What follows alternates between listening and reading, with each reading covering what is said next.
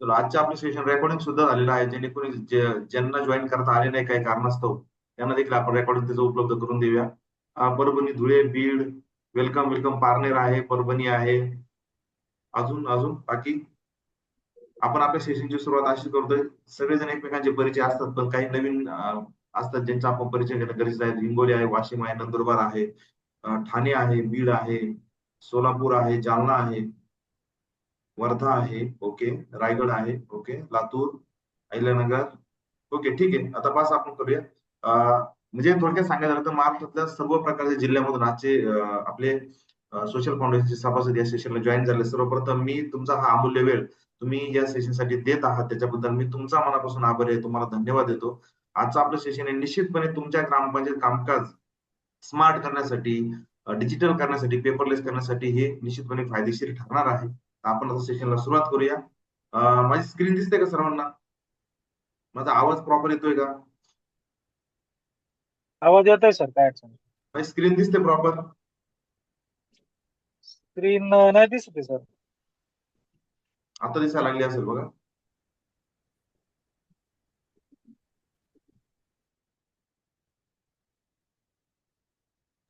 Sir screen नाही दिसत आहे आपली. ओके, आता दिसते का? नाही सर, स्क्रीन नाही दिसत आहे. एक मिनिट.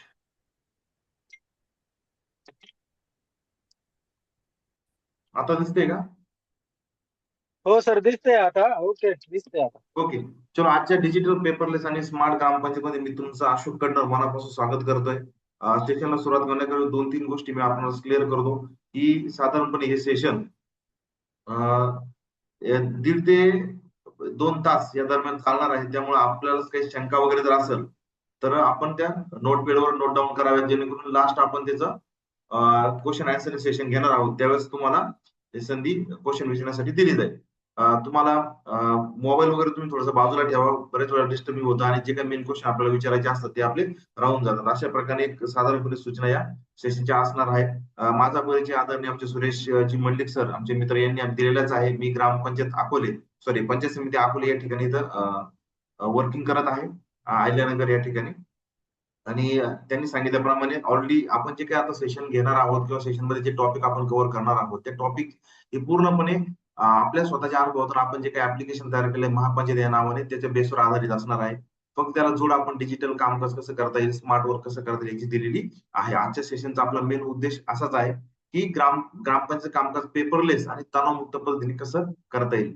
बऱ्याच वेळेला ग्रामपंचायत अधिकारी आपण ज्यावेळेस ग्रामपंचायत जात असतो त्यावेळेस प्रत्येक गोष्ट आपल्याला काम करत असताना तणाव जाणवत असतो. तो का जाणवत असतो तर त्याचं रेकॉर्डचं व्यवस्थित मॅनेजमेंट न करणं असेल किंवा वेळेवर डेटा अपडेट करणं असेल किंवा जे काही आपलं दप्तर असेल वेळेवर पूर्ण करायचं, या गोष्टी आहेत. ऑलरेडी आपण दप्तर कसं पूर्ण करायचं, कोणत्या नियमाने पूर्ण करायचं याच्याविषयी सोशल फाउंडेशन मध्ये भरपूर असे सेशन झालेले आहेत. त्यामुळे जास्त काही तुम्हाला नियमात जाणार नाही. फक्त टेक्नॉलॉजीच्या मदतीने आपण आपलं कामकाज स्मार्ट पद्धतीने कसं करू शकतो हे आपल्या सेशन मध्ये पाहणार आहोत. आजचं सेशन हे पूर्णपणे वरवर असणार आहे, कुठेही डीप मध्ये आपण जाणार नाहीये. जर आपल्याला गरज वाटली की याचं डीप सेशन घेण्याची गरज आहे तर आपण नेक्स्ट टाइम त्याचं नियोजन करू शकतो. तर साधारणपणे ग्रामपंचायत कामकाज करत असताना ग्रामपंचायतच्या कामकाजापुढची आपली आव्हानं आणि काय त्याचे उपाय असू शकतात. तर आपलं सेशन हे वन वे सेशन नसणार आहे. पहिल्यांदा तुम्हाला याच्यामध्ये इंटरॅक्टिव्ह म्हणजे कॉन्व्हर्सेशन करावं लागणार आहे. तर कोणकोणते आव्हानं आपल्या ग्रामपंचायत कामकाजापुढे असणार आहे, कोण चॅट बॉक्स मध्ये प्लीज आपल्या ग्रामपंचायत कामकाजाचे आव्हानं कोणकोणते आहेत. जर काही नवीन आयडिया वगैरे मिळेल तर आपण त्या सुद्धा आपण या नेक्स्ट फ्युचर मध्ये आपण त्या डेव्हलपमेंट मध्ये घेऊ शकतो. कोणकोणती आव्हानं आहेत? जवळजवळ 97 लोक जॉईंट आहेत. आजची जवळजवळ 500 लोकांची आपण मर्यादा आहे. त्याच्यामुळे किती जरी जॉईन झाले तरी आपण प्रत्येकाला संधी देऊ शकतो. चॅटबॉक्स मध्ये ऍक्टिव्ह राहा प्लीज. आजच्या आपल्या ग्रामपंचायत कामकाजाची आव्हानं कोणती आहेत जस्ट एका शब्दामध्ये सांगू शकता तुम्ही, जसं की अदर डिपार्टमेंट वर्क आहे, दप्तर पूर्ण होत नाही, ऑनलाईन कामकाज आहे किंवा रेकॉर्ड अपडेट होत नाही वेळेवर. म्हणजे मला तरी कळेल नेमकी काय आपली शंका आहेत. मेन म्हणजे आपल्याला आहे ना, 1 ते 33 अडचण आहे सगळी. 8 एक ते नंबर, 9 अडचण. नंबर. Okay okay. हा. सर्वांना माईक अनम्यूट केल्याचं everything in every day is a new challenge. Okay बरोबर, every day is a new challenge. प्रत्येक वेळेस ग्रामपंचायत कामकाज नवीन काहीतरी अभियान येतंय, नवीन काहीतरी नमुना येतोय किंवा नवीन काहीतरी एखादं पोर्टल लॉन्च होतंय, त्यावेळेस आपल्याला डेटा एंट्री करावी लागते. त्यासाठी न्यू चॅलेंज निश्चितपणे आहे. नियमित कामापेक्षा अतिरिक्त काम जास्तच आहे, 100% आहे. ते आपण टाळू शकत नाहीये. शेवटी शासनाची पॉलिसी आहे, आपण शासनाचे नोकर आहोत. मीरा हुले मॅडम मध्ये 1 ते 33 ऑनलाईन करणे. येस, शासनाने भरपूर वेळेस याबाबत प्रयत्न केलेले आहेत. संग्राम सॉफ्टवेअरच्या माध्यमातून केलेले आहे, इग्राम सॉफ्टच्या माध्यमातून केलेली आहे. प्रोसिडिंग लिहिणे सगळ्यात अतिशय कंटाळवाणं काम म्हणजे ग्रामअधिकाऱ्याच्या दृष्टिकोन असेल तर प्रोसिडिंग लिहिणे आहे. 1 ते 33 नमुने ऑनलाईन केले. येस, ऑनलाईन करण्यापेक्षा 1 ते 33 नमुने मेंटेन कसे करायचे हा सगळ्यात मोठं चॅलेंजिंग आहे. बऱ्याच वेळेला आपण एक नमुना पूर्ण करतो, कॅशबुक पूर्ण करतो तर 6 नंबर राहतोय, 5 क राहतोय किंवा व्हाउचर एखादं चेक लिहितो तो व्हाउचर तयार करायचं राहून जातंय. अशा पद्धतीच्या गोष्टी आहेत. Yes, okay. चलो. तर साधारणपणे आपण तुमच्या शंकेच्या याला धरूनच आपण आजचं आपलं सेशन सुरू करूया. अशा वेळी ही इमेज किती जणांना दिसते माझी? पुन्हा मी पुन्हा स्क्रीन शेअर करतोय.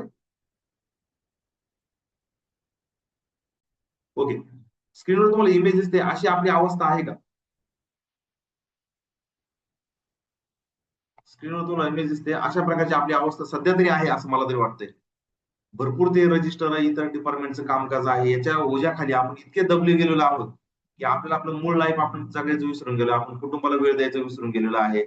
अ, सकाळी निघल्या ग्रामपंचायत डोक्यात असते आणि घरी आल्यानंतर सुद्धा ग्रामपंचायत डोक्यात असते. कारण का? आपण त्याचं कामकाज व्यवस्थितपणे त्याचं मॅनेजमेंट करत नाहीये.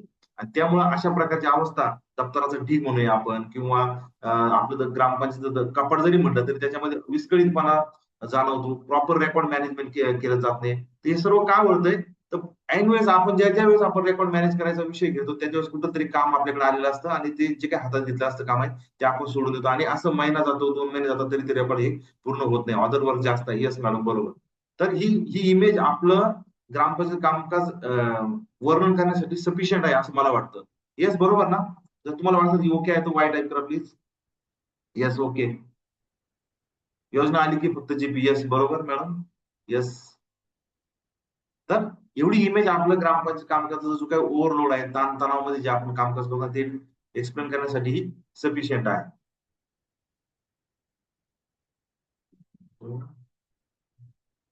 एक मिनिट, बाकीचे लोक जॉईन होतात तोपर्यंत मी त्यांचा एक प्लॅन ऍक्टिव्हेट करतो. 1 मिनिट, संधी मिळेल.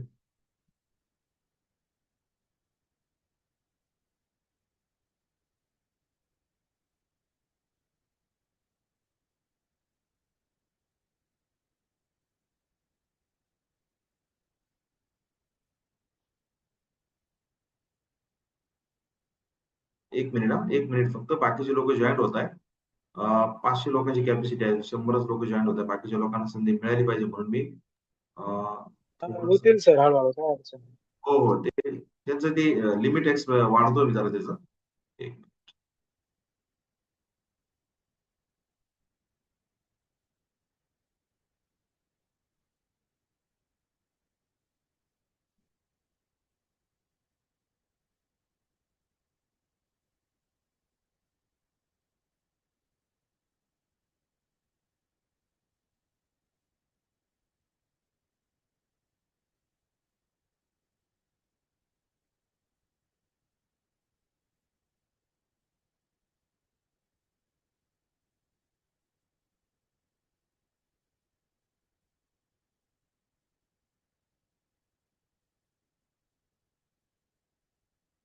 ठीक आहे. आपण मीटिंग वाढवलेलं आहे. त्यामुळे आता बाकीच्या लोकांना पण संधी मिळेल. ओके.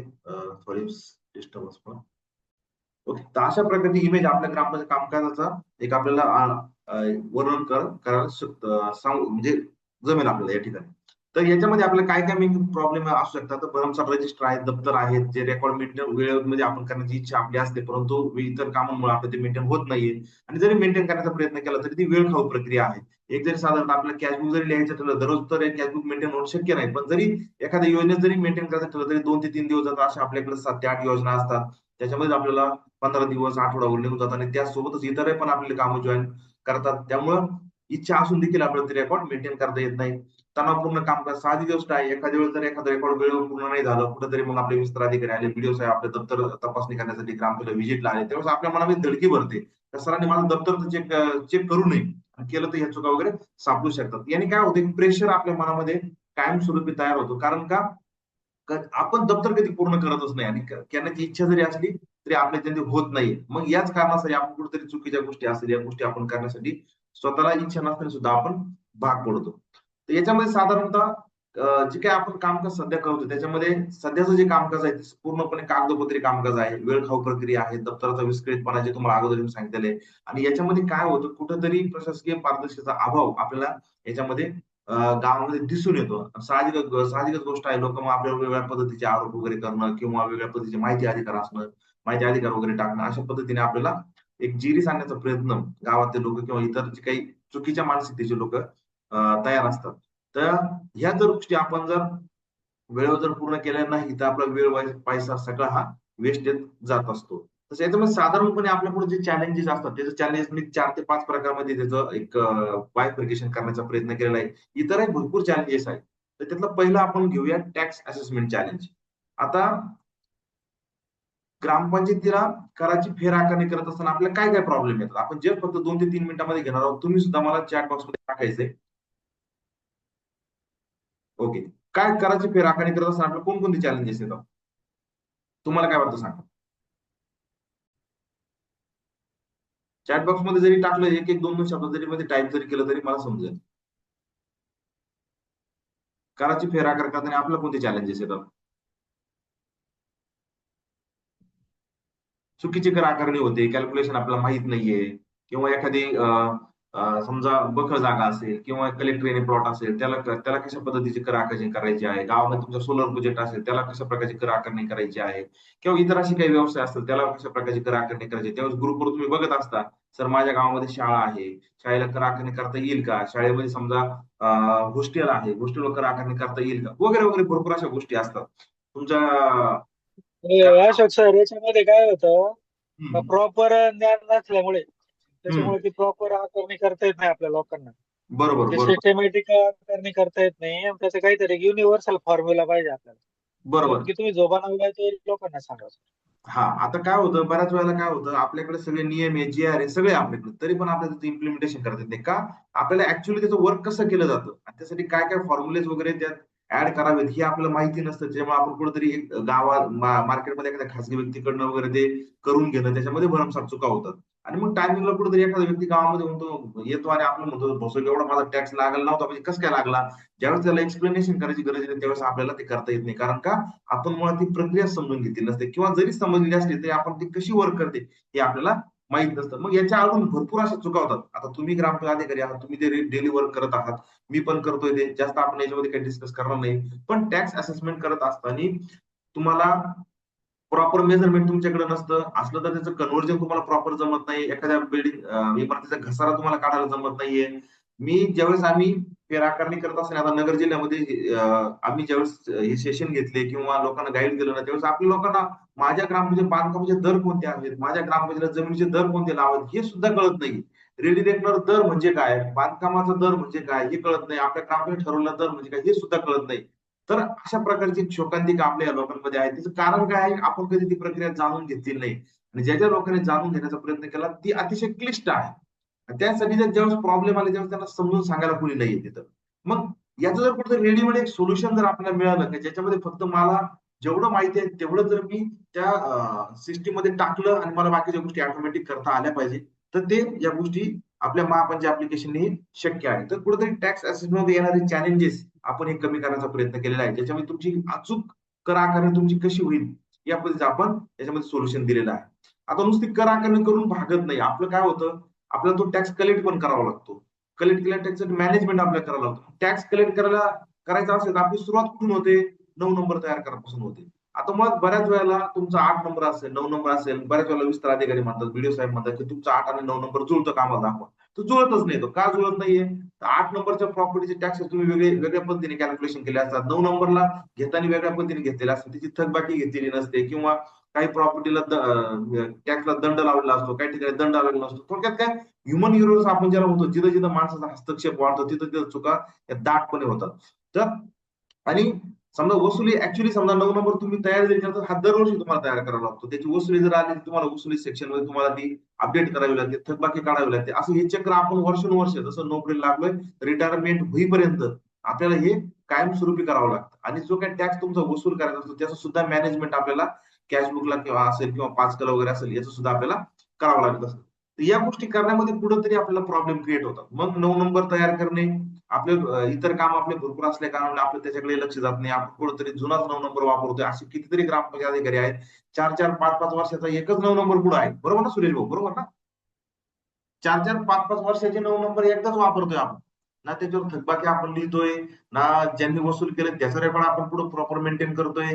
करमागणी बिलं काढायची असतात. करमागणी बिलं आपल्याला वेळेवर काढता येत नाहीये. हाताने लिहितात काही-काही ठिकाणी. जरी सॉफ्टवेअरमध्ये एखाद्या जनरेट करत असतं ते सुद्धा चुकीच्या पद्धतीने जनरेट होतात. एखादं करमागणी बिल जनरेट करायला चालू टॅक्स जनरेट होतं.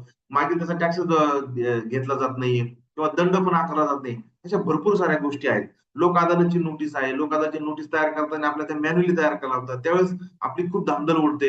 तर अशा साऱ्या गोष्टी ज्या कर वसुली करण्यासाठी गरजेच्या असतात त्या सुद्धा आपल्याला ऑटोमेट करता येऊ शकतात. आजपर्यंत त्याच्यामध्ये भरपूर प्रयत्न करण्यात आले, परंतु कुठेही यश मिळताना दिसत नाहीये.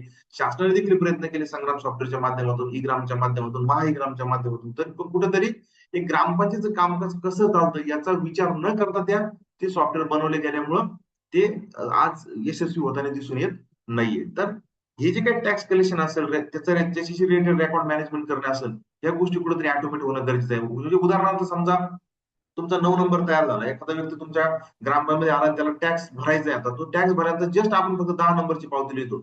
मग ऑफलाईनमध्ये तुम्ही जर काम करत असाल तर ती 10 नंबरची पावती बँकेत भरल्या गेल्यानंतर आपल्याला ती 5 लिहावी लागते. कर्मचारी जर लिहित असेल तर कर्मचारी वेळेवर अपडेट करत नाही. आपण जर स्वतः लिहित असू तर आपले इतर कामं असल्यामुळे आपल्याकडनं ते अनावधानाने राहून जातं. मग टायमिंगला एवढा प्रेशर तयार होतो की मग कुठेतरी रेकॉर्ड जुळत नाहीये, कुठेतरी बँकेचा इंटरेस्ट जुळत नाहीये, कोणी ती ऑनलाईन ट्रान्सफर केली, एखाद्या आपण हातावर पैसे घेतो. सगळ्या गोष्टी आहेत ते तुम्ही दररोज फेस करत आहेत. मग असं जर काही सोल्युशन तुम्हाला भेटलं की मी जर 10 नंबरची पावती माझ्या सॉफ्टवेअर याच्यामध्ये माझ्या ऑनलाईन याच्यामध्ये खतवली तर बाकीच्या ठिकाणी जिथं जिथं एंट्री करणं गरजेचं आहे त्या ठिकाणी गेली पाहिजे ऑटोमॅटिक. म्हणजे उदाहरणार्थ 9 नंबर आहे तुमचा वसुली सेक्शनचा, 5 आहे तुमचा 5 नंबर आहे, 6 नंबर आहे. या ठिकाणी जर ऑनलाईनची तुमची जर एंट्री केली तर किती योग्य होईल? तुमचा किती वेळ वाचेल? बरोबर आहे की नाही? जर या सर्व गोष्टी तुमच्या जर प्रॉपर ऑटोमॅटिक पद्धतीने झाल्या, फक्त तुम्ही 10 नंबरची पावती फाडायची आहे, म्हणजे सॉफ्टवेअरमध्ये खतवायची आहे. बाकी सर्व ठिकाणी तुमची डेटा एंट्री ऑटोमॅटिक होणार आहे. तर हे सोल्युशन तुम्हाला चांगलं वाटेल की नाही? चॅट बॉक्समध्ये प्लीज सांगा. असं जर सोल्युशन तुम्हाला मिळालं तर चांगलं वाटेल की नाही? अजूनपर्यंत मिळालं असेल तर ते पण सांगा मला. येस विनोद दूधभाते सर म्हणताय येस चांगलं वाटेल. येस येस बरोबर. श्याम सर म्हणताय, संजू सर म्हणताय येस येस बरोबर बरोबर. कारण का इथं तुमचा वेळ वाचणार आहे. कसा वेळ वाचणार आहे? जे रेकॉर्ड अपडेट करायला तुम्हाला 5 अपडेट करायला वेळ जातो, 6 नंबर अपडेट करायला वेळ जातो, त्याच्यानंतर 5 आपला रेग्युलर अपडेट करायला वेळ जातो, तो वेळ याने वाचणार आहे. तर या सर्व गोष्टी आपल्या महापंचायत ऍप्लिकेशन मध्ये ह्या ऑटोमॅटिक पद्धतीने होतात. त्याचं रेकॉर्ड ऑटोमॅटिक पद्धतीने मॅनेज केलं जात असतं. म्हणजे टॅक्स असेसमेंट असेल, टॅक्स कलेक्शन असेल आणि टॅक्सचे जे रेकॉर्ड आहे त्याचं मॅनेजमेंट करणं असेल, या सर्व गोष्टी आपल्या या महापंचायत ऍप्लिकेशन मध्ये या पूर्णपणे ऑटोमॅटिक केल्या जातात. आता येतो दुसरा पार्ट म्हणजे अकाउंटिंग आणि रेकॉर्ड मॅनेजमेंट. नुसता तर टॅक्सचं रेकॉर्ड मॅनेजमेंट करून उपयोग नाहीये. तुमचा जमा असते, खर्च असतो. नुसतं टॅक्सच्या रेकॉर्ड इंटरेस्ट तुमच्या कॅशबुकला घेऊन उपयोग नाहीये. तुमच्या बँकेतलं व्याज जमा होतंय, शासनाचं अनुदान जमा होतंय किंवा असे 7 नंबर पावतीद्वारे इतर काही गोष्टी तुमच्या जमा होतात. तुमचा खर्च पडतोय, 12 नंबरद्वारे खर्च पडतोय. या सर्व गोष्टी जर मॅनेज केल्या ऑटोमॅटिक पद्धतीने आणि जर त्याचं कॅशबुक ऑटोमॅटिक तयार झालं तर चांगलं आहे की नाही? तुमचा जमा आणि खर्च तो पण अंदाजपत्रकाच्या हेडनुसार जर आपण प्रॉपर मॅनेज केलं असू आणि जर त्याचं रेकॉर्ड जर आपल्याला आउटपुट येत असेल चांगल्या पद्धतीचं तर हे चांगलं असेल की नाही? किती जणांना असं वाटतं की माझं डेली कॅशबुक हे मेंटेन झालं पाहिजे. मी जर एखादा खर्च नोंदवला तर तो ऑटोमॅटिक झाला पाहिजे. त्याचं व्हाउचर ऑटोमॅटिक तयार झालं पाहिजे. त्या व्हाउचरची एंट्री ऑटोमॅटिक 5 ला गेली पाहिजे, 6 ला गेली पाहिजे. इव्हन तुम्हाला एखादा बजेट बाहेर जर खर्च तुमचा होत असेल तर सिस्टमने तुम्हाला ऑटोमॅटिक अलर्ट देखील केलं पाहिजे की तुम्ही बजेटच्या बाहेर खर्च करत आहात. याचं तुम्हाला ऑटोमॅटिक 2 नंबर जर तयार करायचा असेल तर सिस्टमने तुम्हाला जर ते सोल्युशन उपलब्ध करून दिलं की तुम्ही याचा 2 नंबर तयार करा तर ऑटोमॅटिक विदिन सेकंदामध्ये तयार होईल. असं तुमच्या एका क्लिकवर या सगळ्या गोष्टी जर तयार झाल्या तर निश्चितपणे तुमचं जे काही रेकॉर्ड मॅनेजमेंट करण्यामध्ये जो काही वेळ जातो, अनावश्यक वेळ, जिथं तुमचे 4-5 तास झाले तिथं फक्त विदिन सेकंदामध्ये तुमच्या सर्व गोष्टी ऑटोमॅटिक होईल. तर हे अकाउंटिंग आणि पूर्ण त्याचं रेकॉर्ड मॅनेजमेंट करणे असेल म्हणजे त्याच्यामध्ये साधारणपणे तुमचं बजेट असेल, नंबर 3 आणि 4 असेल, नंबर 2 असेल, 5 असेल, 5 असेल, 6 असेल, 7 असेल, त्याच्यानंतर 12 नंबर असेल. तर या सर्व गोष्टी या एकमेकांना लिंक करून आपण पूर्णपणे अकाउंटिंग हे तुमचं ऑटोमॅटिक वापर केलेलं आहे. या सगळ्या गोष्टी करण्यासाठी आपण या ऍप्लिकेशन मध्ये एआयचा देखील वापर केलेला आहे.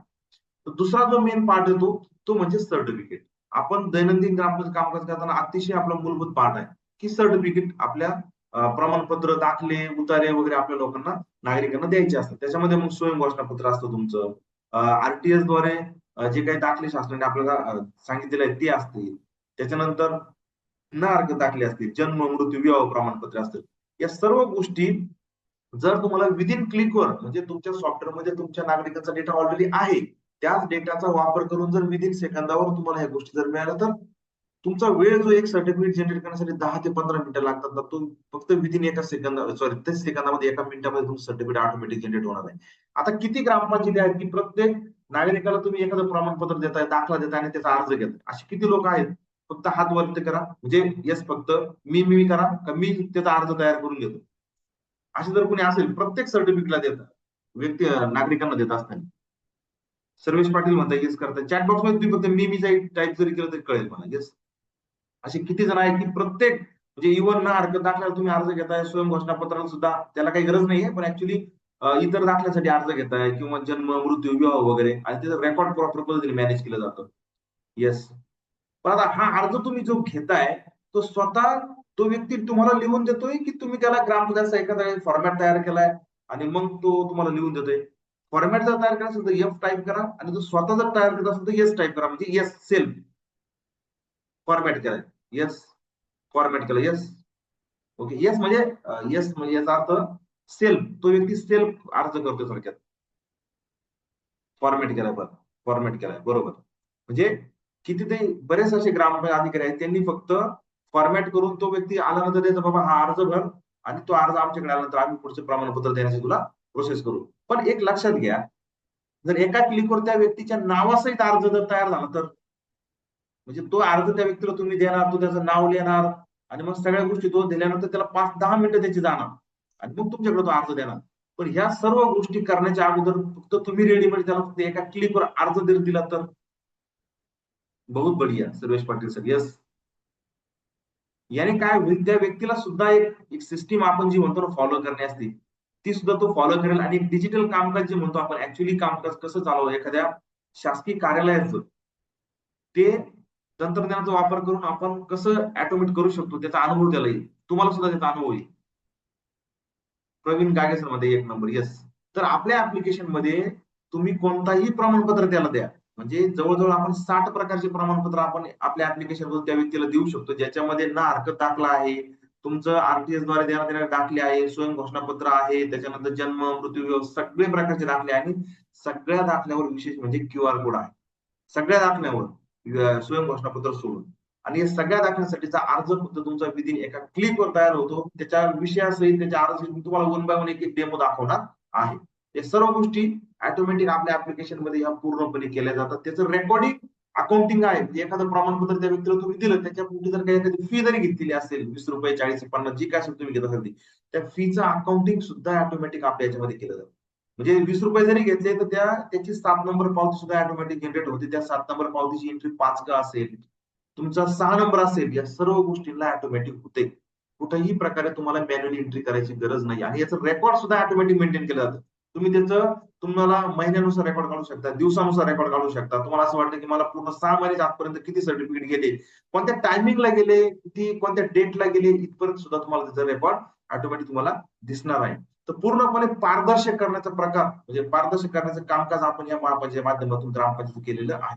कुठल्या प्रकारे ग्रामपंचायत कर्मचारी, बऱ्याच वेळेला ग्रामपंचायत कर्मचारी दाखल्याचे पैसे ग्रामपंचायत खात्यामध्ये जमा करत नाहीये, किंवा आपल्याला त्याचा हिशोब प्रॉपर देत नाहीये, आणि मग कुठंतरी चुकीच्या पद्धती त्या ग्रामपंचायत कारभारामध्ये येतात, आणि मग त्याने ग्रामपंचायत प्रशासन बदनाम व्हायला सुरुवात होते, सरपंच बदनाम होतात, ग्रामपंचायत बदनाम होतो. ऍक्च्युअली त्यात याच्यामध्ये काही चूक नसते, परंतु जे कर्मचाऱ्यांसाठी जे लूप होल आपण सोडलेले असतात, ते लूप होल कोणते?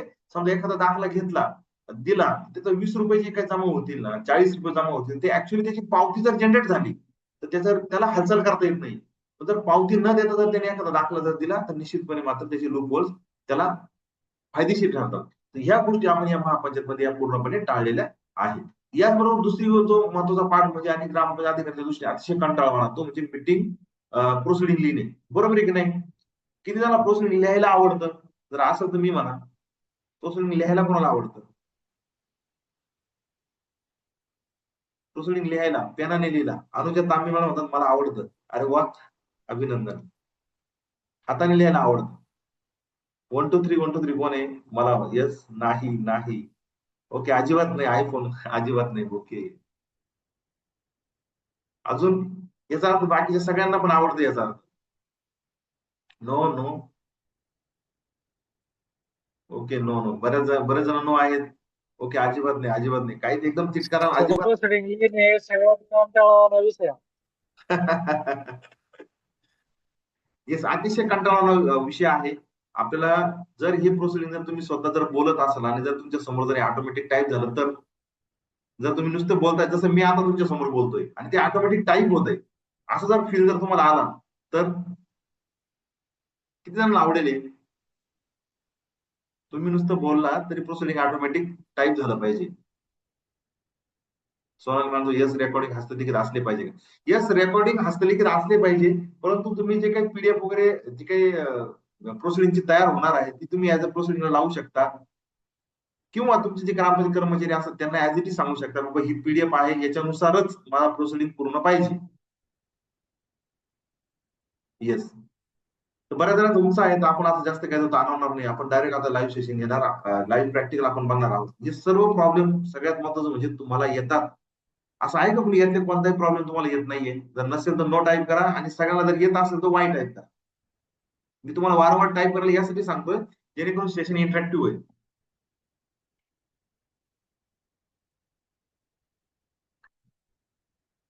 येस. जो जो ग्रामपंचायत अधिकारी म्हणून जॉईन झालेला आहे त्याला प्रत्येकाला हे प्रॉब्लेम येतात, आणि हे प्रॉब्लेम म्हणजे आपल्या दैनंदिन कामकाज तणावामध्ये, सगळे तणावपूर्ण कामकाज करण्याचे एक या गोष्टी आहेत. त्या प्रेशर मध्ये आपण कामकाज करतो ना, त्यासाठी या सगळ्या गोष्टी कारणीभूत आहेत. तुमची कराची आकारणी तुम्हाला प्रॉपर करता येत नाहीये, किंवा आली तरी त्याच्यामध्ये चुका होतात, वसुली प्रॉपर मेंटेन होत नाहीये, वसुलीचं रेकॉर्ड प्रॉपर मेंटेन होत नाहीये, दाखले देत असताना दाखले एखादा तुम्हाला ना हरकत जरी दाखला द्यायचा ठरला तर त्याला अटीशर्ती काय टाकाव्यात, कोणत्या शासकीय परिपत्रकाचा अभ्यास आपण केला पाहिजे. तुम्ही ग्रुपवर भरपूर ग्रामपंचायत इतर ग्रुपवर जॉईन आहेत, कितीतरी दिवसातून मी तो म्हणतो जवळजवळ 50-60 ग्रुपवर तुम्ही बघितलं ना, तर नुसतं या दाखल्याचा नमुना द्या, याच्यामध्ये काय अटी शर्ती असेल ते मला द्या, हे द्या ते द्या, असंच असतं. तर हे सर्व दाखले तुम्हाला अटी शर्ती जर डायरेक्ट रेडीमेड टेम्पलेट जर तुम्हाला मिळाले तर निश्चितपणे तुमचं कामकाज, ज्या दाखल्याला 2 तास लागतात पूर्ण अभ्यास पूर्ण तयार करण्यासाठी, ते फक्त विदिन तुमचं 2 मिनिटांमध्ये तुम्हाला उपलब्ध होणार आहे. तर आपण आता सोल्युशन बघूया. किती जण सोल्युशन लाईव्ह बघायचंय? हे जे तुम्हाला आता मी बोललोय 5-10 मिनिटं काय असेल, 15 मिनिटं असेल, किती जण सोल्युशन लाईव्ह बघायचंय? येस, लाईव्ह बघायचं असेल तर एल टाईप करा. किती जण सोल्युशन लाईव्ह बघायचंय? L L. येस, चलो आपण जास्त काय आता हे करणार नाही. तर सर्वात प्रथम पाहिजे डिजिटल ग्रामपंचायत म्हणजे काय हे पहिल्यांदा समजून. डिजिटल ग्रामपंचायत नुसतं फक्त तुम्ही एखादा ऑनलाईन रेकॉर्ड केलं, एखाद्या ऑनलाईन एखाद्या पोर्टलवर डाटा एंट्री केली म्हणजे ती काय डिजिटल झाला असं त्याचा अर्थ होत नाही. डिजिटल ग्रामपंचायत म्हणजे जे ज्या ठिकाणी तुमचं डॉंकी वर्क होतंय, ज्या ज्या ठिकाणी तुमच्या रिपीटेड एंट्री होतात, त्या रिपीटेड एंट्री तुमच्या न होता एकाच एंट्रीद्वारे तुमचं कामकाज कसं होईल या पद्धतीने जी काही सिस्टीम तुम्ही वापरा त्याला डिजिटल आपण ग्राफिक सिस्टीम म्हणूया. या सिस्टीम मध्ये तुम्हाला सर्व गोष्टी तुमच्या एका क्लिकवर तुम्हाला उपलब्ध होतात. म्हणजे तुम्हाला एखादा सिटीजनचा डेटा लागत असेल तो तुमच्या एका क्लिकवर तुम्हाला मिळेल. तुम्हाला असं वाटलं की माझ्या गावामध्ये अमुक अमुक धर्माचे किती लोक आहेत ते जर मला रेकॉर्ड पाहिजे असेल तर तुम्हाला मिळेल. त्याच्यानंतर तुम्हाला असं वाटलं की मला दलित वस्तीचा प्रस्ताव करायचा आहे, मला अनुसूचित जातीचे लोकांची मला पूर्णपणे लिस्ट पाहिजे, ती जर लिस्ट तुम्हाला एका क्लिकवर मिळाली तर या सर्व गोष्टी तुमच्या या डिजिटल पंचायतमध्ये या सर्व गोष्टी शक्य असतात. आणि जर या गोष्टी तुम्हाला वन क्लिकवर मिळाल्या तर कुठेतरी तुमचं ग्रामपंचायत कामकाज हे डिजिटल झालं असं म्हणता येईल. जसं सुरेश सरांनी सांगितलं की बँकेप्रमाणे एखादा एम्प्लॉय कसं बँकेत गेल्यानंतर लॉग इन करतो, लॉग इन करता त्याचे व्यवहार ऑटोमॅटिक चालू होतात, संध्याकाळी पुन्हा तो लॉग आउट करतो आणि त्याचे व्यवहार बंद होतात, कुठेही प्रकारचं डिले त्याच्यामध्ये होत नाही. अगदी त्याच पद्धतीने तुम्हाला सुद्धा महापांच ऍप्लिकेशनचा वापर त्या पद्धतीने करता येऊ शकतो. तुम्ही नुसतं ग्राममध्ये गेलात, लॉग इन केलं, किंवा तुमच्या ग्रामपंचायत कर्मचारी असेल त्याला जरी सगळ्या गोष्टी शिकवल्या तरी तुमचं कामकाज जवळ 70 ते 80% तुमचं कामकाज हे कमी होणार आहे. हे डिजिटल जे वर्क आपण जे करतो डिजिटल पंचायत, त्याचा फायदा नेमकी काय होतो की साधारणपणे ग्रामस्थांना पारदर्शक, तात्काळ आणि सुलभ सेवा मिळते. तुमची कर आकारणी असेल, कर संकलन असेल, तुमचे प्रमाणपत्र असेल, हे देण्यामध्ये सुलभता येते. म्हणजे सर्व्हिस डिलिव्हरी आपण ज्याला म्हणतो, ज्याच्यामध्ये आता मुख्यमंत्री समृद्ध पंचायत अभियानामध्ये सुद्धा त्या मुद्दा आहे की सर्व्हिस डिलिव्हर आपण किती फास्ट आणि कमी वेळात करतो याच्यावर तुमच्या ग्रामपंचायतचं काय म्हणतो आपण प्रशासनाचा एक आपण त्याला ठसा आपण त्याच्यामध्ये उमटू शकतो. कामकाजामध्ये अचूकता, वेळेची किंवा श्रमाची बचत तुमची मोठ्या प्रमाणामध्ये होते. गैरव्यवहाराला आळा बसतो. जसं की तुम्हाला सांगितलं कर्मचाऱ्याच्या माध्यमातून जर काही चुकीच्या गोष्टी घडत असेल तर ते आपण थांबवू शकतो. पारदर्शकतेमध्ये वाढ होते. तर लोकांना एखाद्या त्याने ₹10 दिले, ₹20 दिले, तर त्याची पावती लगेच जर त्या व्यक्तीला जर मिळाली, तर त्याचा विश्वास वाढतो. पण जर ₹20-50 दिले आणि ते जर पावती जर त्याला दिली गेली नाही, तर काय होतं त्याचा मनामध्ये एक शंका तयार होते. नेमकी यांनी पैसे घेतले कशाचे? त्याची पावती मला मिळाली नाही. तर या गोष्टी आपण याने टाळू शकतो आणि डॉन्की वर्क कमी होऊ शकतं. आपण तुम्हाला असं वाटतं की आपण हे जे काही गोष्टी आता आपण डिस्कस केल्या याच्यामध्ये डॉन्की वर्क जास्त आहे? जर असेल तर प्लीज DW टाइप करा म्हणजे मला समजेल. डॉन्की वर्क जास्त आहे तर DW टाइप करा प्लीज.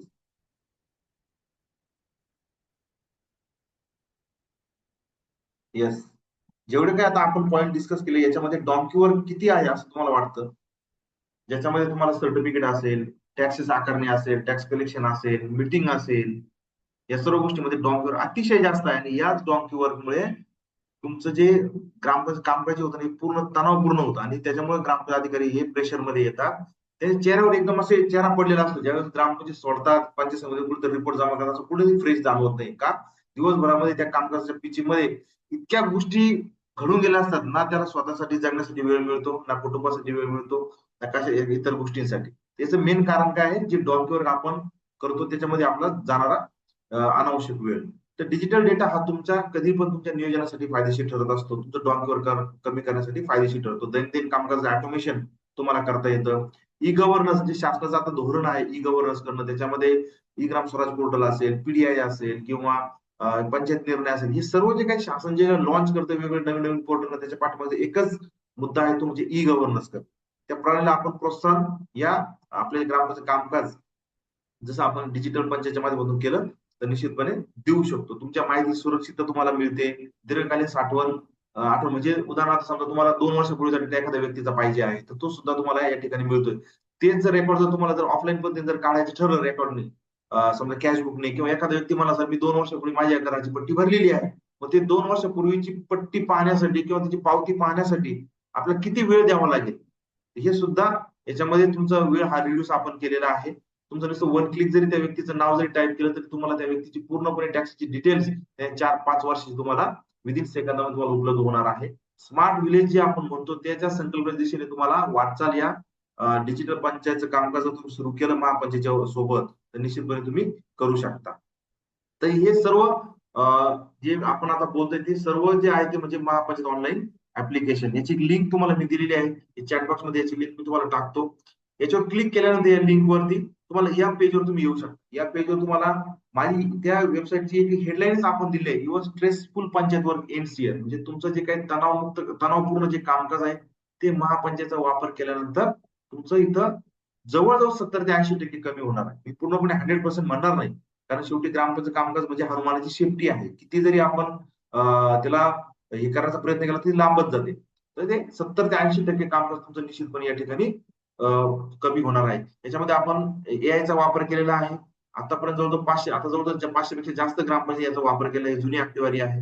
इथंच आमची हेडलाईनच अशी आहे, की मॅन्युअल वर्क कायमचं थांबवा. तुमचं स्मार्ट वेब आणि तणावमुक्त कामकाज करा. फक्त काही मिनिटांमध्ये त्याच्यामध्ये टॅक्स असेसमेंट आहे, टॅक्स डिमांड आहे, tax accounting, tax meeting, dashboard, smart reports आहे, क्यूआर सर्टिफिकेट्स आहे. 1 ते 33 नमुने ऑटो लिंक केलेले आहेत आपण. म्हणजे जसं मी तुम्हाला सांगितलं, की एखादी 10 नंबरची पावती एकदा तुम्ही मारली, तर बाकीच्या ठिकाणी जिथे अकाउंटिंगची गरज आहे, त्या ठिकाणी ती ऑटोमॅटिक होते. कोणासाठी आहे? हे सॉफ्टवेअर तर ग्रामपंचायत ज्यांना स्मार्ट वर्क करायचं आहे, डेटा एंट्री ऑपरेटर आहे, ज्यांना सेम डेटा पुन्हा-पुन्हा टाकायची गरज नाही, अशा लोकांसाठी. सरपंच सदस्य, उपसरपंच अशा लोकांसाठी मी काही जास्त याच्यामध्ये डीपमध्ये जाणार नाही. तुम्ही वेबसाईटची लिंक मी तुम्हाला चॅट बॉक्समध्ये देतोय. समीक्षा तू असेल तर चॅट बॉक्समध्ये टाक प्लीज. चॅट बॉक्समध्ये येस मी टाकतो. चल ठीक आहे. 1 मिनिट. चॅट बॉक्समध्ये पेस्ट करा आपली महापंचायतची लिंक. तुम्ही नंतर ही निवांत बघू शकता. अशा या ठिकाणी आम्ही तुम्हाला इथं जे काही स्मार्ट फीचर्स आहेत ते या ऍप्लिकेशन मध्ये काय काय ते या ठिकाणी दिलेलं आहे. मी जास्त काही डिटेल इथं वाचणार नाहीये. तुम्ही स्वतः जाऊन इथं बघू शकता. मी जस्ट फक्त ओव्हरव्ह्यू करतो तुम्हाला टॅक्स आणि रेव्हेन्यू मॅनेजमेंट इथं आम्ही पूर्णपणे ऑटोमेट केलेलं आहे. त्याच्यानंतर तुमचं स्मार्ट सिटीजन रजिस्ट्रेशन सिस्टीम आपण दिलेली आहे. तुमच्याकडे जर एक्सेल शीट मध्ये तुमच्याकडे तुमच्या ग्रामचा डेटा असेल, म्हणजे उदाहरणार्थ तुमच्या ग्रामपंचायतीने समजा हे ऍप्लिकेशन घेतलं आणि तुमच्याकडे काहीतरी एक्सेल शीट मध्ये डेटा आहे, तो डेटा तुम्ही विदिन सेकंदामध्ये या ऍप्लिकेशन मध्ये इम्पोर्ट करू शकता. त्याच्यामध्ये तुमची टॉवर टॅक्स आहे, सोलर प्रोजेक्ट टॅक्स आहे, सर्व्हिस टॅक्स, सर्वे नंबरनुसार टॅक्सेसची कर आकारणी आहे. बऱ्याच वेळेला ग्रामपंचायतमध्ये वेगवेगळे सर्वे नंबरनुसार जमिनीचे दर उपलब्ध असतात. ते तुम्हाला त्याच्यानुसार जर करायची आकारणी करायची असेल ती सुद्धा या सॉफ्टवेअरमध्ये पॉसिबल आहे. टॅक्स डिमांड बिल तुम्हाला ऑटोमॅटिक जनरेट करता येणार आहे. टॅक्स डिमांड ऑटोमॅटिक होईल, टॅक्स डिस्काउंट, पेनल्टी, त्यानंतर मिळकत फेरफार रजिस्टर आहे. भरपूर अशा गोष्टी आहेत. मी जास्त काही एक्सप्लेन करत नाही, तुम्ही बोर व्हाल. त्यामुळं तुम्ही या ठिकाणी या इथं या सर्व गोष्टी तुम्हाला या ठिकाणी इथं एक्सप्लोर करता येतील. सेशन जास्त फास्ट होत आहे का?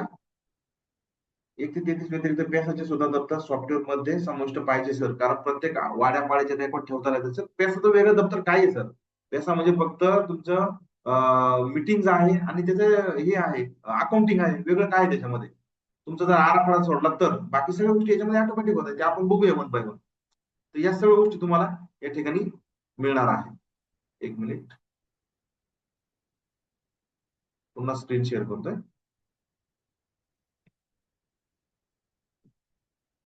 आपण तुमचं वन बाय वन नंतर सेशन क्वेश्चन आन्सर घेणारच आहोत आपण ते.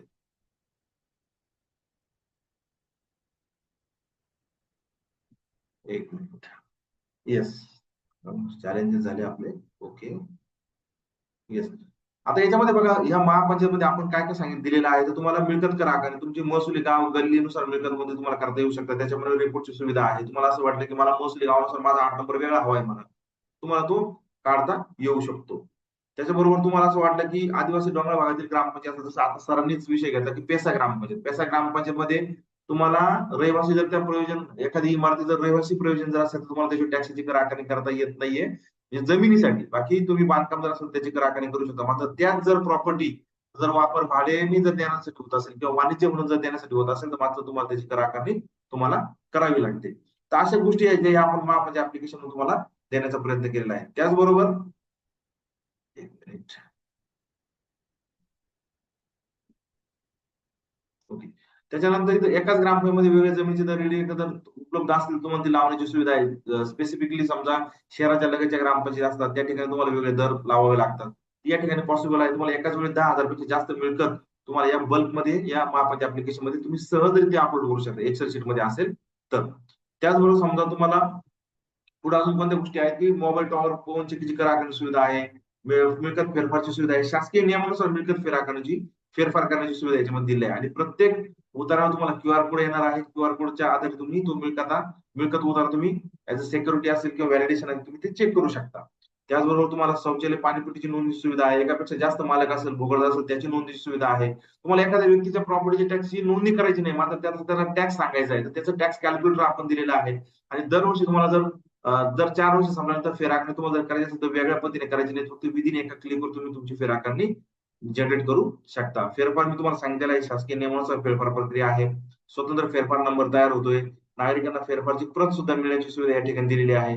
उतार्यानुसार तुमचा फेरफार नंबर आपण प्रिंट करून देऊ शकतो. फेरफारचं रजिस्टर तुमचं वर्षानुसार तुमचं ऑटोमॅटिक तयार होणार. करमागणी बिल सुद्धा तुम्हाला करमागणीचे रेट तुम्हाला या गोष्टी याच्यामध्ये करता येतात. जसं की घरपट्टी पाणीपट्टीचा 9 नंबर दरवर्षी ऑटोमॅटिक तयार होतोय. करमागणी बिल गाव गल्ली याच्यानुसार तयार होतात. लोकांना करची नोटीस तुम्हाला नोटिफिकेशन तुम्हाला एसएमएस व्हॉट्सअपद्वारे तुम्हाला देता येऊ शकतात. रिअल टाइम त्याचा डॅशबोर्ड तुम्हाला या ठिकाणी दिसलेला देता येऊ शकतो, जेणेकरून त्या डॅशबोर्डच्या मधून तुम्हाला किती टॅक्स वसूल झाला, किती पेंडिंग आहे, किती पर्सेंटेज मध्ये झाला, या सर्व गोष्टी तुम्हाला या ठिकाणी दिसणार आहे. मी जास्त काही थेरॉटिकली जाणार नाही, फक्त जे काही मेन गोष्टी आहेत त्या आपण बघूया. जसे दरवर्षी तुम्हाला थकबाकीचा 9 नंबर ऑटोमॅटिक तयार होतोय. कर वसुलीची 9 नंबर 965 कर 5 ला ऑटोमॅटिक एंट्री होते. ऑनलाईन टॅक्स फीची सुविधा आपण लवकरच देणार आहोत. याच्यामध्ये तुम्ही ते सुद्धा ऑनलाईन टॅक्स सुद्धा घेऊ शकता. अकाउंटिंगच्या बाबतीमध्ये तुमचं अंदाजपत्रक विदिन सेकंदामध्ये तुमचं अंदाजपत्रक तयार होतं. नुसतं तुम्हाला असं वाटलं की मागच्या वर्षीचं अंदाजपत्रक मी जे तयार केलंय त्याच्यामध्ये फक्त 5% वाढ करून मला अंदाजपत्रक हवंय, तर तुम्हाला विदिन सेकंदामध्ये तुम्हाला कव्हरिंग लेटरसह ठरावासह तुम्हाला अंदाजपत्रक तुमचं रेडी होणार आहे. कुठल्या प्रकारे मॅन्युअल आकडेवारी तुम्हाला भरायची गरज नाही. विदिन तुम्हाला ते जे काही जमा खर्च असतो आपल्याला, जो 2 वर्षात आपल्याला भरायचा असतो, ते सुद्धा आकडेवारी तुमची सॉफ्टवेअर मधून ऑटोमॅटिक त्या ठिकाणी घेतली जाणार आहे. मला नाही वाटत किती असे लोक आहेत जे 2 वर्षाचे जमा खर्च सह अंदाजपत्रक तयार करतात. आपण ज्याला म्हणतो प्रत्यक्ष जमा आणि प्रत्यक्ष खर्च, हे 2 वर्षाचे आपल्याला अंदाजपत्रकामध्ये भरायचे असतात. किती जण आहेत? जर असेल तर मी टाईप करा. तर मी लिहितो म्हणजे पूर्ण 4 वर्षाचं अंदाजपत्रक तयार केलं जातं. अरे वा, भरपूर आहेत. छान, छान. भरपूर, भरपूर आहेत लोकं. नाही पण म्हणतात. ओके, ठीक आहे. तर या ठिकाणी तुम्हाला 3 ते 4 तुमचा नंबर ऑटोमॅटिक तयार होईल. आता जस्ट काल परवाच आपल्या सोशल फाउंडेशनच्या ग्रुपवर चर्चा चालू होती. आपण नंबर 1 पासून 2 पासून ते 4 पर्यंत वगैरे आणि 5 चा आता चालू आहे. तर हे सर्व नमुने तुम्हाला एकमेकांना लिंक केलेले आहेत. म्हणजे एका ठिकाणी तुम्ही जर डेटा एंट्री केली तर बाकी सर्व ठिकाणी ऑटोमॅटिक डेटा एंट्री होते. मी तुम्हाला दाखवणारच आहे ती आता. त्याच्यानंतर कर वसुली झालं, इतर फी झालं, ऑनलाईनची एकदा डेटा एंट्री करा, बाकी इतर नमुन्यांमध्ये तुमची ऑटोमॅटिक होऊन जाईल. 12 नंबर खर्च डेटा एंट्री इतर ठिकाणी ऑटो होईल. तुमचं नवीन आर्थिक वर्षाचं बजेट पर्सेंटेज सेट करून तुम्ही ऑटो तयार करू शकता आणि त्याच्याशी रिलेटेड असणारे जे अहवाल आहेत ते तुम्हाला ऑटोमॅटिक उपलब्ध होतील. सर्व अकाउंटचे रिपोर्ट तुमचे एका क्लिकवर उपलब्ध होणार आहे. म्हणजे तुमचं कॅशबुक तुम्हाला एका क्लिकवर उपलब्ध होणार आहे. 5 का असेल, 6 असेल, तुमचा 7 नंबरचा रिपोर्ट असेल, 10 नंबरचा असेल, 12चा असेल, 17 असेल, 26 क ख असेल, हे सगळे सुद्धा तुमचे 32 नंबर असेल तुमचा, या सर्व गोष्टी तुमच्या ऑटोमॅटिक क्लिकवर तुम्हाला या उपलब्ध होणार आहे. सर्टिफिकेट तुम्हाला मी सांगितलेलं आहे. सर्व प्रकारचे सर्टिफिकेट आपण या ठिकाणी इथं देतो आहोत. फी आकारणीची सुविधा आपण दिली आहे. त्याचं अकाउंटिंग ऑटोमॅटिक केलं आहे. कुठल्या प्रकारची माहिती नोंदणीची आवश्यकता नाहीये. जसं तुम्हाला म्हटलं की एखाद्या व्यक्तीला सर्टिफिकेट द्यायचं आहे आणि आपल्याला त्याचा अर्ज वगैरे घेण्यासाठी तुम्हाला त्याचं नाव नोंदवायची गरज नाही. ती सगळं सिस्टीम मध्ये जो काही डेटा फीड केला त्याच्या आधारेच तुम्हाला ते अर्जाची सुविधा तुम्हाला ऑटोमॅटिक उपलब्ध होईल. त्याचा अहवाल ऑटोमॅटिक उपलब्ध होईल. अशा प्रकारचे प्रमाणपत्र तुम्हाला या ठिकाणी दिसतील. जसं इथं ना हरकत प्रमाणपत्र आहे. तर आपल्याकडे वेळ कमी आहे त्याच्यामुळे आपण फास्ट आपण तुम्हाला लाईव्ह मला जास्त दाखवायचं आहे म्हणून. असं ना हरकत प्रमाणपत्र तुम्हाला दिसेल. त्याचबरोबर तुम्हाला इतर जे आपण आरटीएस द्वारे आपण जे दाखले देतो लोकसेवा हमी कायद्याद्वारे ते तुम्हाला असे 2 लँग्वेज मध्ये तुम्हाला दिसतील ज्याच्यामध्ये क्यूआर कोड सगळ्या गोष्टी उपलब्ध असतात. स्वयं घोषणा पत्र तुम्हाला अशोक सर, हा बोला. अशोक सर, एक मिनिट. आपले सेशन आहे ना, हळूहळू घ्या. आपल्या एका सेशन मध्ये पूर्ण होणार नाही हा विषय. हा तेच तेच मला ते पूर्ण होणार नाहीये. हा. मी सगळे पॉईंट कव्हर तुम्हाला करण्याचा 3 सेशन लागणार आहे, मला माहिती आहे त्याचं. तुम्ही ओके. एकदम हळूहळू सांगा, काही अडचण नाही. आपण 2-3 सेशन मध्ये पूर्ण करू हा विषय. ठीक आहे, ठीक आहे. काय हरकत नाही. आपण सुरुवात करूया. ओके. ओके. आपले महत्वाचा पार्ट म्हणजे सर्टिफिकेट. सर्टिफिकेट मध्ये ना हरकत दाखला जर एखाद्या व्यक्तीला द्यायचा ठरला तर आपल्याला त्याची तयारी कुठपासून करावी लागते? त्याच्या अर्जापासून तयारी करावी लागते. त्यासाठी कागदपत्र कोणते लागतात? कागदपत्र सगळे त्याने पूर्तता केल्यानंतर त्याच्यावर ना हरकत देताना काय अटी शर्ती टाकल्या पाहिजे जेणेकरून भविष्यामध्ये ग्रामपंचायत पण अडचण यायला नको आणि आपण पण अडचण द्यायला नको. तर याच्यासाठी आपल्याला मग वारंवार आपले ग्रामपंचायत व्हॉट्सअप ग्रुपवर मागत असतात की हा दाखल्याचा नमुना द्या किंवा हे ना हरकतीचा फॉर्मॅट वगैरे द्या. तर हे सर्व आपण फॉर्मॅट तुम्हाला ऑलरेडी ऍप्लिकेशन मध्ये उपलब्ध करून दिलेले आहेत आणि ते सगळे शासकीय परिपत्रकाचा अभ्यास करून दिलेले विशेष म्हणजे. आता उदाहरण तुम्ही बघा इथं कुक्कुटपालन व्यवसाय हा ना हरकत दाखला आहे. पण 31 प्रकारच्या अटी शर्ती आपण टाकून दिलेल्या आहेत. म्हणजे उद्या त्या कुक्कुटपालनाच्या व्यवसायाच्या रिलेटेड काही जरी तक्रार तुम्हाला जर आली तुमच्या ग्रामपंचायतीकडे तर निश्चितपणे तुम्ही त्याच्यावर कायदेशीर कारवाई करू शकता किंवा असा काही प्रसंग तयार झाला तर तुम्ही त्याच्यामधून सहजरित्या सुटू शकता. तर असं एक प्रमाणपत्र आहे. त्याच्यामध्ये इतर प्रमाणपत्र आहे. इतर सगळेच आहे. म्हणजे तुम्हाला जर पेट्रोल पंपाचा असं लागत असेल तर तो आहे. तुम्हाला बांधकामाचा परवाना असेल तर तो आहे. तुम्हाला खडीकृषी असेल तो आहे. भरपूर आहे. तुम्हाला लाईव्ह दाखवेलच त्या. त्याच्यानंतर लोकसेवा हमी कायद्यामध्ये 2 लँग्वेज मध्ये आपल्याला दाखले द्यावे लागतात. मराठीमध्ये, इंग्लिशमध्ये. ते सुद्धा आपण दाखले याच्यामध्ये दिलेले आहेत. हे प्रत्येक दाखल्यासाठी जावक क्रमांक तुमचा ऑटोमॅटिक तयार होतोय. सर्व गोष्टी या ठिकाणी आहेत. स्वयं घोषणा प्रमाणपत्र पण आहेत. त्यानंतर जन्म मृत्यू प्रमाणपत्र सुद्धा या ठिकाणी उपलब्ध करून दिलेले आहे. बऱ्याच वेळेला आता कोणाला काही शंका असेल तर चॅट बॉक्स मध्ये टाका प्लीज, हँड रेज काही करू नका. त्याच्यानंतर इथं विवाहाचं प्रमाणपत्र आहे. बऱ्याच वेळेला आता महाविग्रामध्ये आपण विवाहाचं प्रमाणपत्र काढण्याचा प्रयत्न करतो तर या ठिकाणी कुठेतरी साईटचा प्रॉब्लेम आहे. महिना महिना सुद्धा आपल्याला लोकांना दाखला देण्याची म्हणजे देण्याची इच्छा असून सुद्धा आपण दाखला देऊ शकत नाही. त्याचं कारण काय आहे तर प्रॉपर जे काही ऍप्लिकेशन बनवणे असेल ते त्यांनी बनवलेलं नसतं. त्याच्यामुळे हा प्रॉब्लेम क्रिएट होतोय. आपल्या ऍप्लिकेशन मध्ये या सर्व गोष्टी तुम्हाला या ठिकाणी उपलब्ध करून दिलेल्या आहेत. त्याच्यानंतरचा पार्ट येतो मीटिंग मॅनेजमेंट. आपण सर्व गोष्टी ह्या ऑटोमॅटिक तुम्हाला या ठिकाणी दाखवणार आहेत. अशा प्रकारे सर्व ग्रामपंचायत सर्व नमुने तुम्हाला या ठिकाणी ऑटोमॅटिक आपण उपलब्ध करून दिलेले आहेत. एकाच जागेवर सर्व सेवा तुम्हाला या ठिकाणी उपलब्ध होतात. अशा प्रकारचा आपला एक सिटीझनचा डॅशबोर्ड तुम्हाला या ठिकाणी दिसतोय. प्रत्येक सिटीझनच्या समोर तुम्हाला तो कुठल्या गावातला आहे, कुठल्या गल्लीमधला आहे, त्याचा मोबाईल नंबर किती आहे, त्याचा आधार क्रमांक किती आहे, त्याच्यावर किती कर थकीत आहे, हे सर्व तुम्हाला दिसतं. म्हणजे एखादा व्यक्ती तुमच्या ग्रामपंचायत कार्यालयात आल्यानंतर तुम्ही फक्त तिथं सर्च करायचंय. सर्च तुम्ही 4-5 मार्गाने करू शकता. त्याच्या नावाने करू शकता, मोबाईल नंबर, आधार नंबर, जे काय असेल ते. आणि त्याच्या नावासमोर जर पट्टी जर असेल तर आपण त्याला दाखला द्यायचा की नाही हे लगेच क्विक मध्ये डिसिजन घेऊ शकतो. त्यासाठी आपल्याला कुठेही कर्मचाऱ्याला विचारायची गरज नाही, बाबा याची किती पट्टी थकीत आहे ते बघा, किंवा त्याने पट्टी भरली की नाही हे सुद्धा बघायची आपल्याला गरज नाही. सर्व गोष्टी तुमच्या एकदम आरशासमोर सारख्या तुमच्या या तुमच्या डोळ्यासमोर असणार आहे. आणि प्रत्येक सिटीजन समोर आपण एक शॉर्टकट आपण तुम्हाला उपलब्ध करून दिलाय. त्याचं जर काही प्रॉपर्टीच्या रिलेटेड जर काही वर्क असेल तर तो इथून करू शकतो. त्याचं काही सर्टिफिकेटच्या रिलेटेड जर काही वर्क असेल तर या ठिकाणी आपण तो इथून करू शकतो. या ठिकाणी जर इम्पोर्ट सिटीजन आहे, तुम्ही बल्कमध्ये तुम्ही सिटीजनचा डेटा या ठिकाणी अपलोड करू शकता. विशेषतः अहिल्यानगरमध्ये जर काही ग्रामपंचायत अधिकारी असेल तर त्यांना माहिती आहे, तर ऑलरेडी आपण जिल्ह्यामध्ये ही मान्य शिवसारांच्या सूचनेनुसार सगळ्या गोष्टी या पार पाडतोय. बाकी जिल्ह्यातील लोकांना एखादी गोष्ट नवीन असेल तर अशा प्रकारे ऍप्लिकेशन पूर्णपणे सिक्युअर आहे. त्याचा डेटा एकदम पूर्णपणे सिक्युअर आहे. सुपर फास्ट लोडिंग आहे. तुम्ही विदिन सेकंदामध्ये तुम्ही डेटा लोड तुमचा होणार आहे. आणि सगळ्यात महत्त्वाचं म्हणजे सॉफ्टवेअर तुमच्या ग्रामपंचायतीला इन्स्टॉल करायची गरज नाहीये.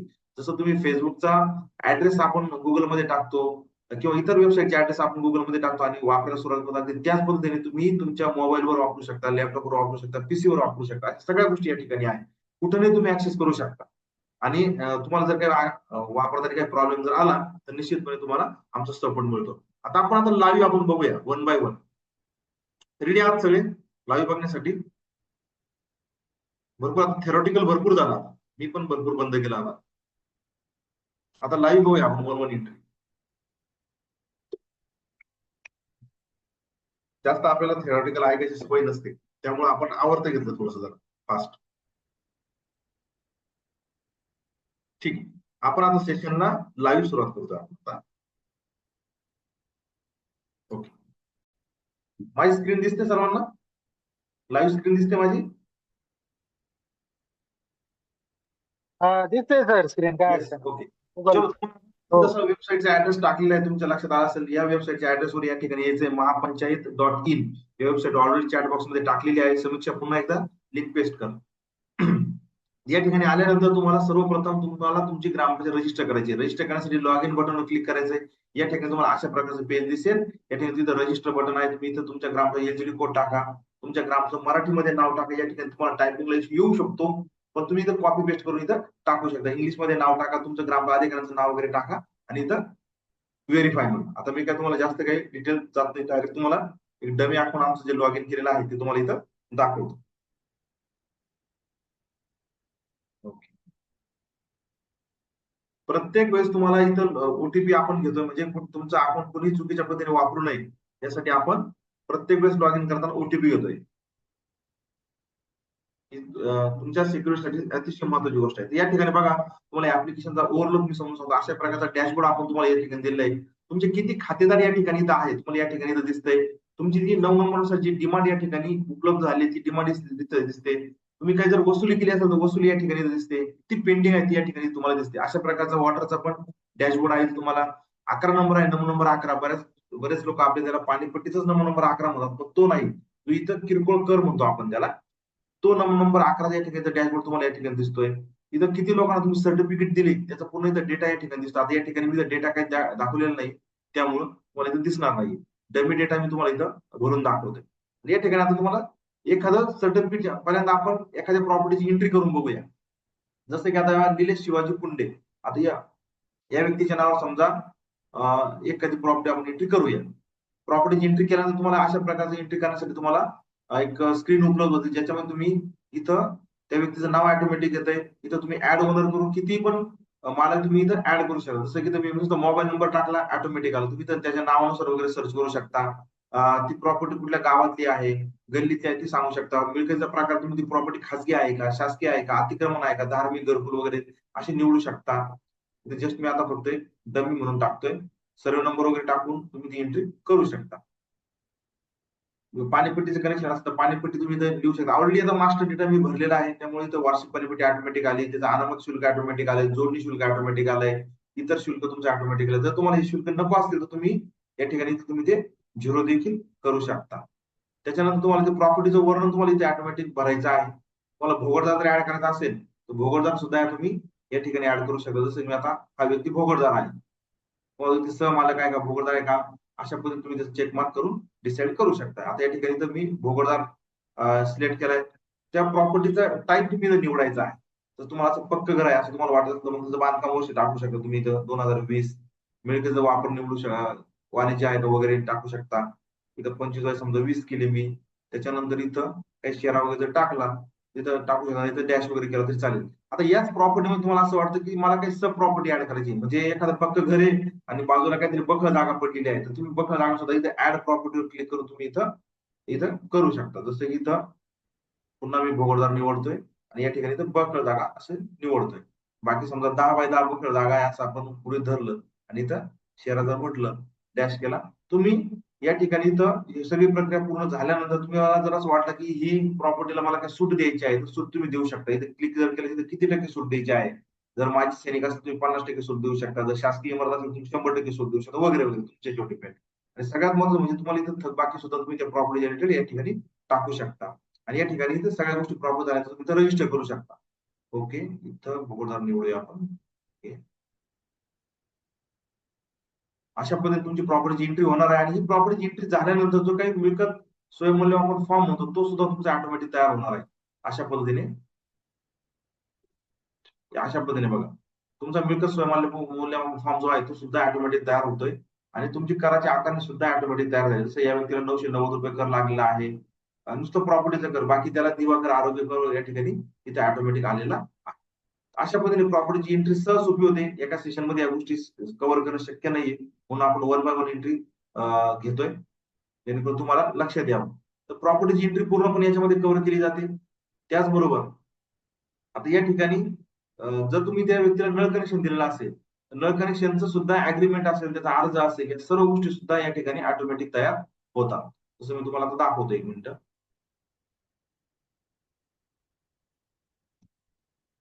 हे बघा, या ठिकाणी नळ जोडणीसाठी त्या व्यक्तीचा अर्ज सुद्धा ऑटोमॅटिक तयार झालेला आहे. कुठं कोणत्या गावामध्ये कुठे घेतोय, कुठल्या गल्लीला घेतोय, त्याचं नळ कनेक्शन धारकाचं नाव काय आहे, नळ जोडणीचा प्रकार वगैरे सगळ्या गोष्टी आहेत. त्याचा पावती त्याला ऑटोमॅटिक दिली जाते. त्याचबरोबर त्याचं अग्रीमेंट सुद्धा ऑटोमॅटिक केलं जातं. त्या अग्रीमेंट मध्ये अटी शर्ती, कुठल्या प्रकारे नळ वापरताना काय काळजी घेतलेली पाहिजे, या सर्वसाधारणपणे अटी शर्ती सुद्धा आपण त्याला देतो. इथं साक्षीदार वगैरे या सगळ्या गोष्टी आपण त्याच्याकडनं ऑटोमॅटिक मॅनेज करून घेतो. कुठल्या प्रकारे तुम्हाला मॅन्युअली करायची गरज नाहीये. सगळ्या गोष्टी सिस्टीम ऑटोमॅटिक तयार करत आणि त्या व्यक्तीचा टॅक्स सुद्धा ऑटोमॅटिक या ठिकाणी तुम्हाला दिसायला लागला. ओके, आता हा डेटा तुम्हाला कसा आणता येईल, या ठिकाणी जे काही सिटीजन वगैरे आहे तुम्हाला ऍड करण्यासाठी आपण बल्क अपलोडिंगची सुविधा या ठिकाणी दिलेली आहे. तुम्ही इथं एक्सेल शीटचं टेम्पलेट तुम्हाला डाउनलोड करण्याची सुविधा दिली आहे. तुम्हाला इथं एक्सेल शीटचं टेम्पलेट तुम्ही डाउनलोड केलं तर तुमच्याकडे जर एक्सेल शीटमध्ये डेटा असेल तर तुम्ही बल्कमध्ये 1 लाखापेक्षा जास्त नावं तुम्ही विदिन सेकंदामध्ये सहजरित्या अपलोड करू शकता. या ठिकाणी तुम्हाला मी टेम्पलेट दाखवतोय फक्त, जास्त काही तुम्हाला लाईव्ह करून मी दाखवणार नाहीये. आपल्या यासाठी युट्यूबचे ट्युटोरियल वगैरे भरपूर आहेत, तुम्ही त्या ठिकाणी तिथे जाऊन बघू शकता. या ठिकाणी अशा प्रकारचं टेम्पलेट आपण तुम्हाला उपलब्ध करून देतोय. हे टेम्पलेटच्या मदतीने तुम्हाला तुमचा गावाचा जो काही एक्सेल शीटचा डेटा असेल सिटीजनचा वगैरे, तो सर्व तुम्ही या ठिकाणी एकाच वेळेस विदिन सेकंदामध्ये अपलोड करू शकता. प्रॉपर्टीच्या याच्यामध्ये समजलं का? प्रॉपर्टीच्या याच्यामध्ये कोणाला काही शंका आहे का? प्रॉपर्टीच्या याच्यामध्ये कोणाला काही शंका? सर्व सर्वात शेवटी घ्यायची शंका? नाही, प्रॉपर्टीचाच विषय महत्वाचा आहे. कोणाला काही शंका जर असतील तर ठीक आहे, आपण वन बाय वन एक एक टॉपिक कव्हर हाच करूया. विषय लय महत्वाचा आहे. हा, हो, आपण प्रॉपर्टीचा शेवटी विषय ठेवावं झाला. आता लागलं आपण तर प्रश्न शेवटी घेऊ आपण. सगळे क्वेश्चन आपण सगळं शेवटी घेऊ. आता तुम्हाला प्रश्न मी शेवटी घेऊया, हा विषय महत्वाचा आहे. ठीक आहे. आता आपण या सॉफ्टवेअरचा वापर करून तुम्हाला जे काही मल्टिपल सर्टिफिकेट वगैरे जनरेट करावे लागतात, जसं मी तुम्हाला सांगितलेलं आहे, ते कशी जनरेट करायचे ते आपण आता बघूया. जसं की समजा तुम्हाला एखाद्या व्यक्तीला सर्टिफिकेट द्यायचं आहे, तर मग कोणतं सर्टिफिकेट द्यायचं आहे, त्यासाठी त्या सिटीजन वरती क्लिक करायचं आहे. क्लिक केल्यानंतर तुम्हाला या ठिकाणी इथं सर्टिफिकेट ऑप्शन आहे, यावर क्लिक करायचं आहे.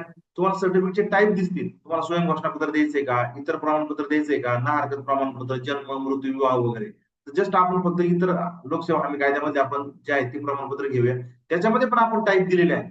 जवळजवळ 9 ते 10 प्रकारचे असे टाईप दिले, असे जवळजवळ तुम्हाला 60 प्रकारचे प्रमाणपत्र तुमच्या या ऍप्लिकेशन मध्ये रेडी तुम्हाला युज करण्यासाठी आपण दिले. जसं तुम्हाला असं वाटतं की शौचालयाचं प्रमाणपत्र आपल्याला घ्यायचंय किंवा हयात नसल्याचं प्रमाणपत्र, जनरली आपण याचं स्वयं घोषणापत्र देतोय, देऊ शकता तुम्ही. 1 मिनिट, आपण शौचालयाचंच घेऊया. त्याच्यानंतर इथं जर तुम्ही जर नेक्स्ट केलं तर याचा अर्ज ऑटोमॅटिक तयार होईल. जस्ट मी फक्त सेव्ह करतोय. सेव्ह केल्यानंतर प्रिंट अँड प्रोसीड करतोय. त्याचा डेटा जो आहे ना ऑटोमॅटिक सगळा आलाय, सिस्टीमने ऑटोमॅटिक घेतलेला आहे. मला कुठल्याही प्रकारे डेटा एंट्री करायची गरज भासली नाही. तर मी सेव्ह जर केलं तर तिचा अर्ज सुद्धा ऑटोमॅटिक तयार झालाय बघा. शौचालय प्रमाणपत्रासाठी अर्ज किती तारखेला केला, त्या व्यक्तीचं नाव ऑटोमॅटिक आलेलं आहे, कशासाठी अर्ज केलेला आहे, तो व्यक्ती कुठल्याही गावामध्ये ते सुद्धा ऑटोमॅटिक आलेलं आहे. कुठल्याही प्रकारे आपण सिस्टीमला सांगितलेलं नाही किंवा कुठेही टाईप केलेलं नाही. अशा पद्धतीने एक स्मार्ट विदिन क्लिकवर तुमचा अर्ज ऑटोमॅटिक तयार होईल. आता याच्यात तुम्हाला जर काही समजा प्रमाणपत्र द्यायचे, आता हेच प्रमाणपत्र आपण बघूया. प्रमाणपत्रामध्ये जो डेटा लागतो ना तो सुद्धा ऑटोमॅटिक आलाय. जसं की त्या व्यक्तीचं नाव ऑटोमॅटिक आलंय, त्या व्यक्तीचा आधार नंबर जर तुम्ही टाकलेला असेल प्रॉपर तो ऑटोमॅटिक आलाय. फक्त त्याचं इंग्लिश नाव आपण ऑटोमॅटिक घेतलेलं नाही. तर तुम्ही ते ऍज अ मॅन्युअली टाकलं तरी तुमचं सोपं काम होईल. जस्ट मी फक्त विदिन सेकंदामध्ये टाकले ते झालं. माझा लगेच इथं फक्त इथं नाव टाकलं आणि या प्लेस ऑर्डरमध्ये तुम्हाला चेक करायचं आहे. सगळ्यात शेवटी काय आहे की कुठल्या मिळकतीला त्याला शौचालय असल्याचा दाखला द्यायचा आहे. तर आपण जस्ट मी फक्त 150 केलं आणि सेव्ह केलं. आणि दुसरी गोष्ट तुम्हाला या ठिकाणी जे काय तुम्ही टाईप करता त्याचा पूर्णपणे इथं प्रिव्ह्यू तुम्हाला या ठिकाणी ऑटोमॅटिक दिसतो. म्हणजे चुकायला नको. म्हणजे टाईप करताना जर काही आपलं बदल करायचा ते सुद्धा तुम्ही लगेच करू शकता. तुमच्या इथं जाऊट नंबर सुद्धा ऑटोमॅटिक तयार होईल. एवढं फास्ट आपण दिलेलं आहे. आणि हा जाऊट नंबर कसा तयार होतो, तुमच्या डेटचं कॉम्बिनेशन आपण घेतलेलं आहे. तुम्ही इथं जर बघितलं असेल या ठिकाणी बघा इथं 5/3/2026 अशा प्रकारचं कॉम्बिनेशन आहे. म्हणजे आपण नेक्स्ट डेचे आपण इथं डेट घेऊन आपण ते कॉम्बिनेशन तयार केलेलं आहे. तर या ठिकाणी जस्ट मी फक्त सेव्ह म्हणतो. सेव्ह झाल्यानंतर इथं प्रिंट अँड प्रोसीड म्हणतो. तुम्हाला असं वाटलं की इथं आता फी घ्यायची तर तुम्हाला जर घ्यायची असेल तर इथे तुम्ही 60 रुपये किंवा जे काय असेल ते टाकू शकता. सेव्ह जर म्हटलं तर त्याची 7 नंबरची पावती ऑटोमॅटिक तयार होईल. त्याचं रेकॉर्ड त्या 7 नंबर पावतीचं ऑटोमॅटिक 5 कला असेल 6 नंबर असेल हे ऑटोमॅटिक दिलेलं असेल. जसं की आता तुम्हाला सर्टिफिकेट तुम्हाला तयार झालेलं मी दाखवतो. अशा पद्धतीचं बघा एकदम शासकीय नमुन्यामध्ये आपण हे सर्टिफिकेट तुम्हाला उपलब्ध करून दिलेलं आहे. त्याच्यामध्ये बघा तुम्हाला वरती टायटल आहे, त्यानंतर ग्रामपंचायत मराठीमध्ये नाव, इंग्लिशमध्ये नाव आहे, क्यूआर कोड आहे, त्याच्याबरोबर तुम्हाला जाऊट नंबर पण ऑटोमॅटिक आलेला आहे. तर अशा पद्धतीने एक छान सर्टिफिकेट तुमचं तयार होऊ शकतं. आणि याला तयार करण्यासाठी विदिन फक्त 1 मिनिट सुद्धा कमी आहे. एक तर तुम्हाला एक्सप्लेन करतोय म्हणून थोडासा वेळ जातोय. विदिन सेकंदामध्ये या सर्व गोष्टी ह्या ऑटोमॅटिक तयार होत आहेत. तर अशा पद्धतीचं सर्टिफिकेट तुम्हाला कोणतंही पण तयार करता येऊ शकतं. इथं सर्व प्रकारचे सर्टिफिकेट आहेत. जसं की तुम्ही याच्यावर जर क्लिक केलं, तुम्हाला असं वाटलं की तुम्हाला स्वयं घोषणापत्र लागतात, इथं सगळे स्वयं घोषणापत्र तुम्हाला दिलेले आहे. अतिक्रमण, अपत्य, नोकरी, परित्यक्ता, बेरोजगार, रहिवासी वगैरे वगैरे. तुम्ही नंतर वाचून घेऊ शकता ते. नंतर इतर प्रमाणपत्रामध्ये तुम्हाला दिलेलं आहे थकबाकी, निराधार, परित्यक्ता, लाभ न घेतला, शासकीय निमशासकीय सेवेत, हयात, शौचालय वगैरे वगैरे. त्याच्यानंतर ना हरकत मध्ये सुद्धा आहे. त्याच्यामध्ये बघा कर्ज प्रकरणी आहे, कुक्कुटपालन आहे, खडी क्रशर आहे, नोकरी आहे, पेट्रोल पंप आहे. तर बरेचसे काही दाखले याच्यामध्ये आपण देत पण नाहीये. पण तरी आपण तुम्हाला ते वापरण्यासाठी उपलब्ध करून दिलेले आहे. अशा प्रकारे तुम्ही इथं ते मेंटेन करू शकता. आता एखाद्या व्यक्तीचा तुम्हाला टॅक्स घ्यायचा आहे. समजा आता कैलास माधव कुंडे हा व्यक्ती आहे, याचा मला टॅक्स घ्यायचा आहे, तर तुम्ही त्याच्या नावावर जर क्लिक केलं तर पूर्ण त्या व्यक्तीचं प्रोफाईल तुम्हाला ओपन होतं. त्या प्रोफाईल मध्ये तुम्हाला त्या व्यक्तीची पूर्ण बेसिक डिटेल तुम्हाला या ठिकाणी उपलब्ध करून दिलेली आहे. म्हणजे उद्या एखादा कैलास कुंडे व्यक्ती कुठल्या जातीतला आहे, कुठल्या धर्मातला आहे, त्याचा आधार नंबर काय आहे, त्याची डेट ऑफ बर्थ काय आहे, त्याचा मोबाईल नंबर काय, हे बघण्यासाठी मला त्याला कॉल करायची गरज नाही किंवा त्याला कोणालाही विचारायची गरज नाही. सर्व गोष्टी तुमच्या समोर आहे. त्याच्या नावावर जेवढ्या काही प्रॉपर्टी रजिस्टर झाल्या त्या सर्व प्रॉपर्टी या ठिकाणी दिसतात. एका व्यक्तीच्या नावावर तुम्ही मल्टिपल प्रॉपर्टी रजिस्टर करू शकता. 50, 20, 100 जेवढ्या असेल तेवढ्या. जेवढं काय तुम्ही रजिस्टर करा त्या सगळ्या या ठिकाणी तुम्हाला दिसतील. त्याच्यानंतर इथे ऍप्लिकेशन आहे. त्या व्यक्तीला आतापर्यंत कोणत्या आपण आपल्या म्हणजे त्या व्यक्तीने आतापर्यंत कोणकोणत्या दाखल्यासाठी आपल्याकडे अर्ज केला ते या ठिकाणी दिसतात. आणि त्या अर्जाच्या आधारे जेवढे काही प्रमाणपत्र आपण त्याला दिले ते प्रमाणपत्र सुद्धा या ठिकाणी तुम्हाला इथं दिसतात. आणि हे कायमस्वरूपी सेव्ह होतात. तो व्यक्ती उद्या 2 वर्षांनी जरी आला तरी तुम्हाला नव्याने काही डाटा एंट्री भरायची गरज नाही. जस्ट फक्त व्ह्यू वर क्लिक करायचं, तुमचं प्रमाणपत्र हे ऑटोमॅटिक त्याला प्रिंट करण्यासाठी रेडी झालेलं असणार आहे. आणि विशेष म्हणजे त्याला जी डेट येणार आहे ती डेट सुद्धा तुमची करंट डेट येणार आहे. तर अशा पद्धतीने प्रमाणपत्राच्या डेट तुम्हाला सांगता येईल. आता या ठिकाणी प्रॉपर्टीच्या डेट बघा, तुम्हाला याचा उतारा जर काढायचा असेल तर पूर्णपणे सर्व गोष्टी आपण प्रॉपर्टीच्या रिलेटेड ज्या ज्या काही गोष्टी कराव्या लागतात आपल्याला ऍज अ ग्रामपंचायत अधिकारी म्हणून त्या सर्व आपण तुम्हाला एकाच जागेवर उपलब्ध करून दिलेल्या आहे. जसं की उतारा काढायचा आहे, तुम्ही उतार्यावर क्लिक करू शकता, जनरेट करू शकता. उतार लगेच क्लिक केलं तुम्हाला क्यूआर कोडचा उतार सुद्धा तुम्हाला ऑटोमॅटिक उपलब्ध होणार आहे. या ठिकाणी बघा तुम्हाला त्याचं जे शासनाच्या नमुन्यानुसार टीप वगैरे देणं गरजेचं त्या टीप आपण दिलेल्या आहेत. त्याचा टॅक्स कॅल्क्युलेट प्रॉपर झालेला आहे. बाकी इथं तुम्हाला फक्त जस्ट प्रिंट करायचं आहे. त्याच्यानंतर तुम्हाला असं त्याचं कर मागणी बिल काढायचं आहे ते सुद्धा तुम्ही लगेच इथं काढू शकता. जसं की कर मागणी पावती आहे, जर टॅक्स जर भरला तर कर मागणी पावती सुद्धा तुम्ही टॅक्स करून देऊ शकता. इथं फेरफार करायचा आहे तर फेरफार सुद्धा तुम्ही या ठिकाणी लगेच करू शकता. फेरफार सुधारणा आहे, किरकोळ सुधारणा आहे वगैरे वगैरे या गोष्टी. त्याच्यामध्ये तुम्हाला जे काय असेल ते सगळे बदल तुम्हाला या ठिकाणी करता येतात. त्याचबरोबर सुद्धा तुम्हाला असं वाटलं की त्याच्याला नोटीस द्यायची आहे कोणती टॅक्स वसुलीची वगैरे, तिथे तुम्ही नोटीसवर क्लिक करू शकता. त्याला मागणीची नोटीस द्यायची का, जप्तीची नोटीस द्यायची का, लोक अदालत नोटीस द्यायची आहे. जस्ट आपण लोक अदालत नोटीस बघूया, जनरेट नोटीस म्हणूया. तर लोक अदालत नोटीसचं तुमचं काय असेल, कोणतं कोर्ट वगैरे असेल त्याचं नाव वगैरे तुम्ही टाकू शकता इथं. म्हणजे लोक अदालत ज्या ठिकाणी ती आहे लोकेशन तुम्ही इथं टाकू शकता, आणि किती तारखेला आहे ते सुद्धा टाकू शकता. जसं की आता समजा मी 17 तारीख रॅन्डमली घेतली आणि ते जनरेट नोटीस म्हटलं, तिथं लगेच सेव्ह अँड प्रिंट म्हटलं तर त्या व्यक्तीची लोक अदालतची नोटीस ही ऑटोमॅटिक तयार होणार आहे. आणि तुम्ही एकाच वेळेस गावातल्या सगळ्या नागरिकांचे लोक अदालतच्या नोटीस बल्कमध्ये जनरेट करू शकता. जसं की अशा पद्धतीने बघा, तुम्हाला वरती सगळं डिटेल आपण दिलेली आहे, ज्याच्यामध्ये मागील किती, चालू किती टॅक्स, सगळ्या गोष्टी ऑटोमॅटिक आलेल्या आहेत. त्या लोक अदालतचं ठिकाण वगैरे, डेट वगैरे सर्व गोष्टी तुम्हाला कुठेही मॅन्युअली तयार करायची गरज नाहीये. तर अशा पद्धतीने एक नोटीसचा प्रकार आपण या ठिकाणी तुम्हाला दाखवू शकतो. त्याचबरोबर अजून अजून काय दाखवता येईल तुम्हाला, हा कर वसुली. याची कर वसुली जर करायची असेल तुम्हाला जस्ट फक्त कर पहावरती क्लिक करायचं आहे. तुम्हाला इथं कर मागणी बिल त्याचं ऑटोमॅटिक जनरेट होईल. इथं जस्ट जनरेट डिमांड जर बिल तुम्ही केलं, त्याचं कर मागणी बिल त्या व्यक्तीला आपल्याला विदिन सेकंदामध्ये लगेच देता येईल. आता हे जर तुम्हाला जर हाताने जर तयार करायचं लागलं तर कमीत कमी लिहिण्यासाठी तुम्हाला 5 मिनिटं वेळ लागला असता. हे बघा या ठिकाणी कर मागणी बिल त्याचं ऑटोमॅटिक तयार झालेलं आहे. त्याला सूट वगैरे किती तारखेपर्यंत लागू असणार आहे, रक्कम भरण्याचा अंतिम दिनांक वगैरे तुम्ही इथं त्याला मेन्शन करून देऊ शकता. जर बिल क्रमांक, त्याचे नंबर सुद्धा ऑटोमॅटिक आहे. म्हणजे तुम्हाला एखाद्या कर्मचाऱ्याला तुम्ही जर करमागणी बिल जर तुम्ही तयार करून जर दिली, तर त्याच्यासाठी त्या व्यक्तीला जर फोन वगैरे या सगळ्या गोष्टी त्याच्या ऑटोमॅटिक त्याच्या जागेवर असणार आहे. तो सहजरित्या त्याला कॉलिंग वगैरे करून त्या गोष्टी मॅनेज करू शकतो. तर अशा पद्धतीने करमागणी बिल तुम्हाला दाखवता येईल. तुम्हाला या व्यक्तीचा टॅक्स घ्यायचा आहे, आता तुम्ही इथं मेकअप पेमेंट करू शकता लगेच. पेमेंट करत असेल तुम्हाला 5% सूट द्यायची आहे का त्याला, किंवा दंड द्यायचा आहे का वगैरे, हे तुम्ही चेक करू शकता. नसेल द्यायचं तर सूट द्यायची आहे, तुम्ही जस्ट पेमेंट क्लिक करायचं. आणि या ठिकाणी तुम्हाला कोणता टॅक्स घ्यायचा आहे, चालू जर घ्यायचा असेल तर याच्यामध्ये सर्व गोष्टी याच्यावर फक्त क्लिक करायचं आहे. टॅक्सचा पेमेंटचा मोड निवडायचा आहे. आपण भविष्यामध्ये ऑनलाईन पेमेंट देणार आहे, सध्या ती सुविधा आपण दिलेली नाही. तिथं कॅश पेमेंट जर केलं, या ठिकाणी डेट निवडायची आहे आणि या ठिकाणी पे नाव म्हणायचं आहे. आता ज्या वेळेस तुम्ही इथं पे नाव म्हणता तर त्याची एंट्री ऑटोमॅटिक 10 नंबर पावती तयार झालेली आहे. आणि विशेष म्हणजे याची एंट्री तुम्हाला ज्या ज्या याला जाणं गरजेचं आहे अकाउंटिंगच्या फॉर्मॅटमध्ये, ती सुद्धा ऑटोमॅटिक गेलेली आहे. जसं की 5 का असेल, 5 असेल, 6 नंबर असेल, तुमचा नंबर 9 असेल वसुलीचा या ठिकाणी, इथं सुद्धा तुमचा टॅक्स हा झिरो झालेला आहे. आता या कैलास माधव कुंडे या व्यक्तीचा जर सिटीजन मध्ये तुम्ही जर गेला, तर या व्यक्तीच्या नावावर आता काही टॅक्स दिसणार नाही. आता 25 रुपये आहे काहीतरी दुसऱ्या प्रॉपर्टीचा असेल, जसं की त्याची इथं बखल जागा आहे, या बखल जागेचा 25 रुपये टॅक्स असेल बघा या ठिकाणी. हा जर आपण इथं पेमेंट जर केलं तर त्याचा तो सुद्धा टॅक्स हा या ठिकाणी निघून जाईल. अशा पद्धतीने तुम्ही विदिन क्लिक मध्ये, तुमच्या समोर या सगळ्या गोष्टी करतोय, विदिन क्लिक मध्ये या सर्व गोष्टी या ऑटोमॅटिक जनरेट होत आहेत.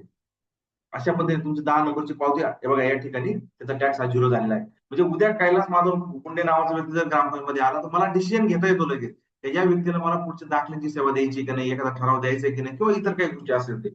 पण त्याच जागेवर जर मनीषा कैलास कुंडे जर व्यक्ती आली तर आपण सांगू शकतो बाबा तुझा टॅक्स हा पेंडिंग आहे, तो तुला भरावा लागेल. तर अशा गोष्टी तुम्हाला या पूर्णपणे एका क्लिकवर तुमच्या उपलब्ध होतात. आता आपण कर आकारणी पाहिलेली आहे, सर्टिफिकेट पाहिलेलं आहे. जस्ट आता फक्त अकाउंटिंग आपण आता बघूया. अकाउंटिंग मध्ये जसं तुम्हाला मी सांगितलं की 10 नंबर पावतीचा रिपोर्ट आता मला बघायचा आहे. या ठिकाणी तुम्ही जस्ट फक्त इथं जनरेट रिपोर्ट म्हणायचा आहे. 3 रेकॉर्ड फाउंड आहे, जसं आता आपण जस्ट अगोदर एक केलेला आहे आणि आता 2 आपण रेकॉर्ड केलेले आहे. इथं जनरेट रिपोर्ट जर म्हटले त्याची तुम्हाला डबल प्रत सुद्धा तुम्हाला मिळणार आहे. तर त्या व्यक्तीला एक प्रत द्यायची असेल तर ती सुद्धा तुम्हाला मिळेल. आणि तुम्हाला जर स्वतःच्या रेकॉर्डसाठी लागत असेल तर ती सुद्धा तुम्हाला इथं मिळणार आहे. अशा पद्धतीने तुम्हाला कर वसुलीची पावती सुद्धा ऑटोमॅटिक मिळणार आहे. जसं की आताच आपण या व्यक्तीचा टॅक्स घेतलेला होता, कैलास माधव कुंडे. त्याच व्यक्तीचा आपण दुसरा पण टॅक्स घेतलेला होता 25 रुपयाचा. हे बघा त्याची सुद्धा पावती या ठिकाणी ऑटोमॅटिक जनरेट झालेली आहे. तर अशा पद्धतीने तुम्हाला हे ऍज अ प्रिंट जर तुम्ही केलं तर तुम्हाला याचं रेकॉर्ड तुम्हाला ऍज अ ऑडिट साठी सुद्धा तुम्हाला वापरता येऊ शकतं. आणि याचे जे पावती नंबर वगैरे हे सुद्धा युनिकरित्या जनरेट होतात. तुम्ही इथं जर चेक केलं तेव्हा इथं पावती नंबर जनरेट झालेला आहे, त्याची डेट आणि कॉम्बिनेशन घेतलं. आजच आपण पावती मारली होती, म्हणजे 4/3/2026 अशा पद्धतीचं आपण इथं कॉम्बिनेशन घेतलेलं आहे. म्हणजे 10 नंबर पावती तुम्हाला विदिन क्लिकवर तुम्हाला तयार होते. आता 7 नंबर पावती आपण बघूया. जसं तुम्हाला मी सर्टिफिकेट तुम्हाला दाखवलं होतं एक, तिची आपण जनरेट झाली का बघूया. 2 रेकॉर्ड सापडलेले आहेत. जस्ट आपण फक्त बघूया. तुम्हाला 5 पण मला दाखवायचं आहे. बघा या ठिकाणी अनामत आहे. बाकी प्रमाणपत्र फी आपण 60 रुपये घेतलेली होती, ती सुद्धा ऑटोमॅटिक या ठिकाणी तुम्हाला इथं दिसते. बघा कैलास माधव कोंडे याच व्यक्तीच्या नावावर घेतलेली, त्याचं लेखा शीर्ष सुद्धा बजेटनुसार ऑटोमॅटिक घेण्यात गेलेलं आहे. नियम वगैरे सगळ्या गोष्टी एकदम प्रॉपर पद्धतीने आपण तुम्हाला या ठिकाणी तुम्हाला इथं मेन्शन करता येते. त्याचबरोबर अजून दुसरा कोणता नंबर 5 का आपण बघूया जे आपल्याशी कनेक्टेड असतील ते. 9 नंबर बघूया, जे आपण जे करायचे आपण आता वसुली केली ती आपण. तुम्ही इथं करमान्य बिल आहे, तुम्ही इथं जनरेट डिमांड बिल एकाच व्यक्तीचे, तर तुम्हाला गावामध्ये सर्व व्यक्तींचे एकाच वेळेस डिमांड बिल जर जनरेट करायचे असेल तुम्ही या ठिकाणी इथं ते करू शकता. आता मी कधी काही करत नाहीये. इथं जनरेट रिपोर्ट जर म्हटलं तुम्ही वसुलीचा रिपोर्ट, जस्ट फक्त आपण 9 नंबर आपण डाउनलोड करूया.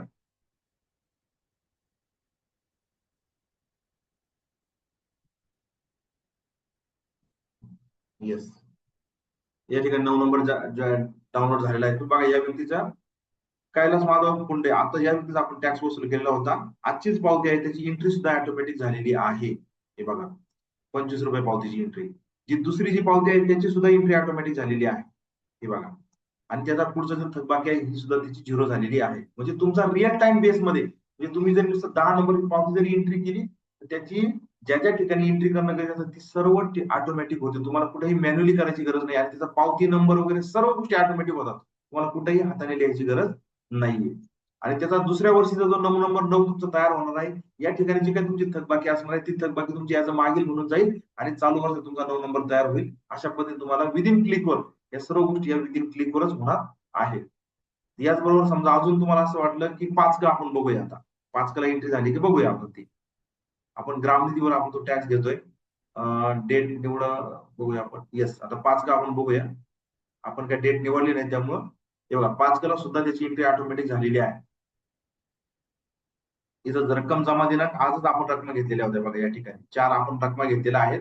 एक आपण बखर जागेची पट्टी घेतलेली आहे आणि एक आपण घराची पट्टी घेतली आहे, ज्याच्यामध्ये मिळकत कर, दिवा कर, आरोग्य कर सर्व गोष्टी ऑटोमॅटिक तुम्हाला दिसत आहे. आणि सगळ्यात महत्वाचं म्हणजे त्याची समरी सुद्धा ऑटोमॅटिक या ठिकाणी तुम्हाला इथं दिसते.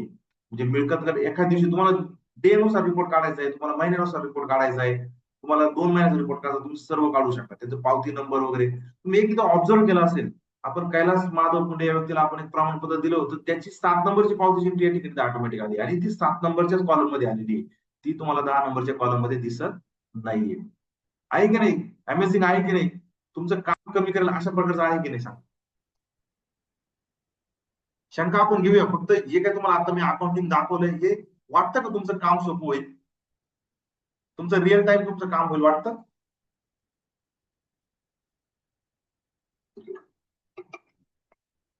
येस, भरपूर भरपूर. ज्योती मॅडम म्हणताय येस. ओके ज्योती मॅडम, खूप छान सर, नक्कीच. Okay, thank you.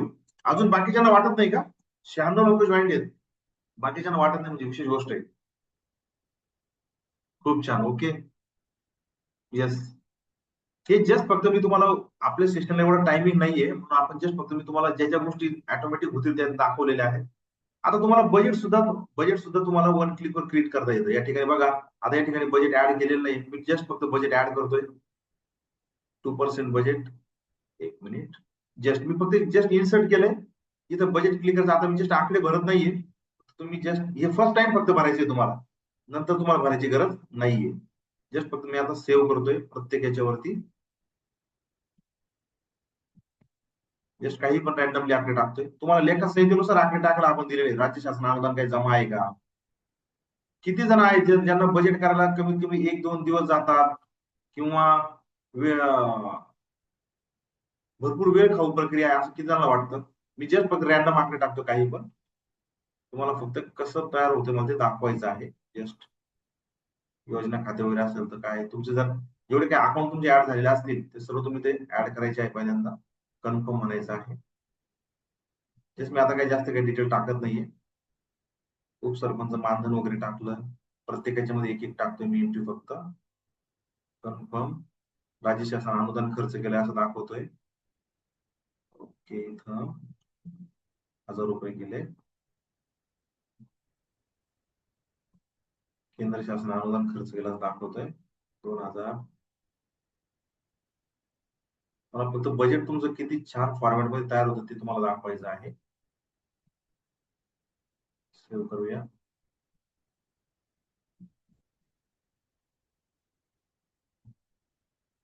तुम्ही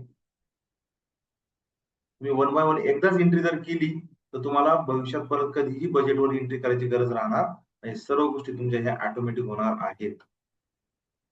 जस्ट मी आता सेव्ह करतोय, सगळ्या गोष्टी आता झालेल्या आहेत सेव्ह. आता फक्त मी बॅक जातोय, फक्त रिपोर्ट जनरेट करतोय. येस, या ठिकाणी तुमचं बजेट ऑटोमॅटिक तयार झाले बघा. पहिलं पेज ऑटोमॅटिक तयार झाले अटी शर्ती सहित. सेकंड पेज खर्च जमाचे ऑटोमॅटिक, मी काहीच आकडे टाकलेले त्याच्यामुळे तसे आले ऑटोमॅटिकली. ज्याच्या ठिकाणी आले त्या ठिकाणी ऑटोमॅटिक येईल ते. बाकी त्याच्यानंतर खर्चाचं ऑटोमॅटिक तयार झालेला आहे आणि त्याचे बॅक डिटेल सुद्धा ऑटोमॅटिक पेज ऑटोमॅटिक तयार झालेलं आहे. हे तुम्हाला फक्त वन टाइम ज्यावेळेस तुम्ही महापालिका ऍप्लिकेशन सुरुवातीला घ्याल त्याच वेळेस फक्त बजेटचा डेटा तुम्हाला प्रॉपर मेंटेन करायचा आहे.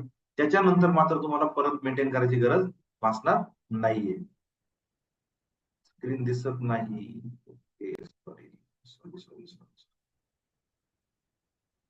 सॉरी, मी तुम्हाला स्क्रीन दाखवायचं विसरलो. ऍक्च्युली मी फक्त रॅन्डमली डेटा एंट्री केली ती तुम्हाला दाखवतो परत एकदा मी. येस, या ठिकाणी मी जमा बाजू आहे, खर्च बाजू आहे. जमा बाजूमध्ये कर उत्पन्न आहे, कर इतर उत्पन्न आहे, जे लेखा संहितेनुसार आहे तेच, जे नेहमी आपण बघतोय ते दरवर्षी बजेट करताना. त्या ठिकाणी मी काही एक डमी डेटा एंट्री टाकलेली आहे. खर्चाच्या बाबतीमध्ये पण काही डमी डेटा एंट्री टाकलेली आहे. आणि या ठिकाणी आता ते बजेट मी जसं की माझं पूर्ण एंट्री करून झाले असं मी इमेजिन करून आता मी बजेट जनरेट करतो. अशा पद्धतीचं बजेट तुमचं हे तयार होईल. ओके, ज्याच्यामध्ये तुम्हाला विदिन सेकंदामध्ये सर्व गोष्टी तुमच्या ह्या ऑटोमॅटिक तयार होतील. अशा पद्धतीने बजेट तुमचं रेडी होईल. आणि नेक्स्ट वर्षी तुम्हाला मात्र बजेट करताना हे काही डाटा एंट्री करायची तुम्हाला गरज भासणार नाही. तुम्हाला फक्त नेक्स्ट वर्षचं बजेट करताना इथे ऍड बजेट म्हणायचं आहे. इथं पर्सेंटेज लावायचं आहे. किती पर्सेंट तुम्हाला मागच्या वर्षीचं जेवढं बजेट आहे ना त्याचे किती पर्सेंटेज हे बजेट तुम्हाला वाढवायचं आहे. तुम्हाला असं वाटलं की मला फक्त 20% बजेट वाढवायचं आहे, तुम्ही 20% जरी केलं तरी तुमचं बजेट ऑटोमॅटिक तयार होईल. आता या ठिकाणी बजेट ऑलरेडी एक्झिस्ट आहे. आपण दरवर्षी फक्त एकच बजेट घेतोय. नव्याने जेव्हा तुमचं आर्थिक वर्ष सुरू होईल त्यावेळेस ते ऑटोमॅटिक तुम्हाला क्रिएट होईल. अशा पद्धतीने तुमचं बजेट सुद्धा ऑटोमॅटिक तयार होईल. आता 5 का आपण बघूया, कॅशबुक आपण बघूया. या ठिकाणी ग्रामचं कॅशबुक आपण घेऊया, अकाउंट नंबर घेऊया आपण आणि आता जनरेट करूया. कॅशबुक तुमचं रेडी झालं का बघूया. या ठिकाणी कॅशबुकची काही एंट्री दिसत नाही, आपण घेतली नाही, कारण इथं काय रिकन्सिलेशन आपण केलेलं नाही. प्रत्येक पेमेंटचं आपण काय करतो तिथं रिकन्सिलेशन करत असतो. तर अशा पद्धतीने तुम्हाला नंबर 1 तयार होईल, 2 ऑटोमॅटिक तयार होतो, 4 ऑटोमॅटिक तयार होतो, 5 का तुम्हाला दाखवलाय, 6 तुमचं वर्गीकरण रजिस्टर ऑटोमॅटिक तयार होईल. आपण बघूया ती मंथ आता निवडूया, मार्चच घेऊया आपण आणि जनरेट रिपोर्ट करूया. No data available. ओके,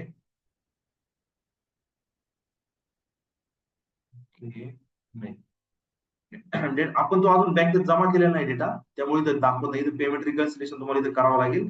या ठिकाणी जी काही पावती आपण घेतलेली आहे ती कैलास माधव कुंडे याचे पैसे बँकेत गेलेत का, जर गेलेले असेल तरच तुम्हाला त्या खात्यामध्ये तिची 6 नंबर आणि 5 तुमचा ऑटोमॅटिक तयार होईल. मग इथं बजेटची कॅटेगरी सुद्धा तुम्हाला निवडावी लागते. तुमचं कराचं उत्पन्न आहे का, ते इतर फी आहे का. आता प्रमाणपत्र फी म्हणजे कर इतर फी आहे आणि बजेटच्या कुठल्या हेडवर आहे ही त्या ठिकाणी प्रमाणपत्र किंवा दाखला फी वगैरे असू शकते. या ठिकाणी इथं या ठिकाणी दाखला फी वगैरे आहे.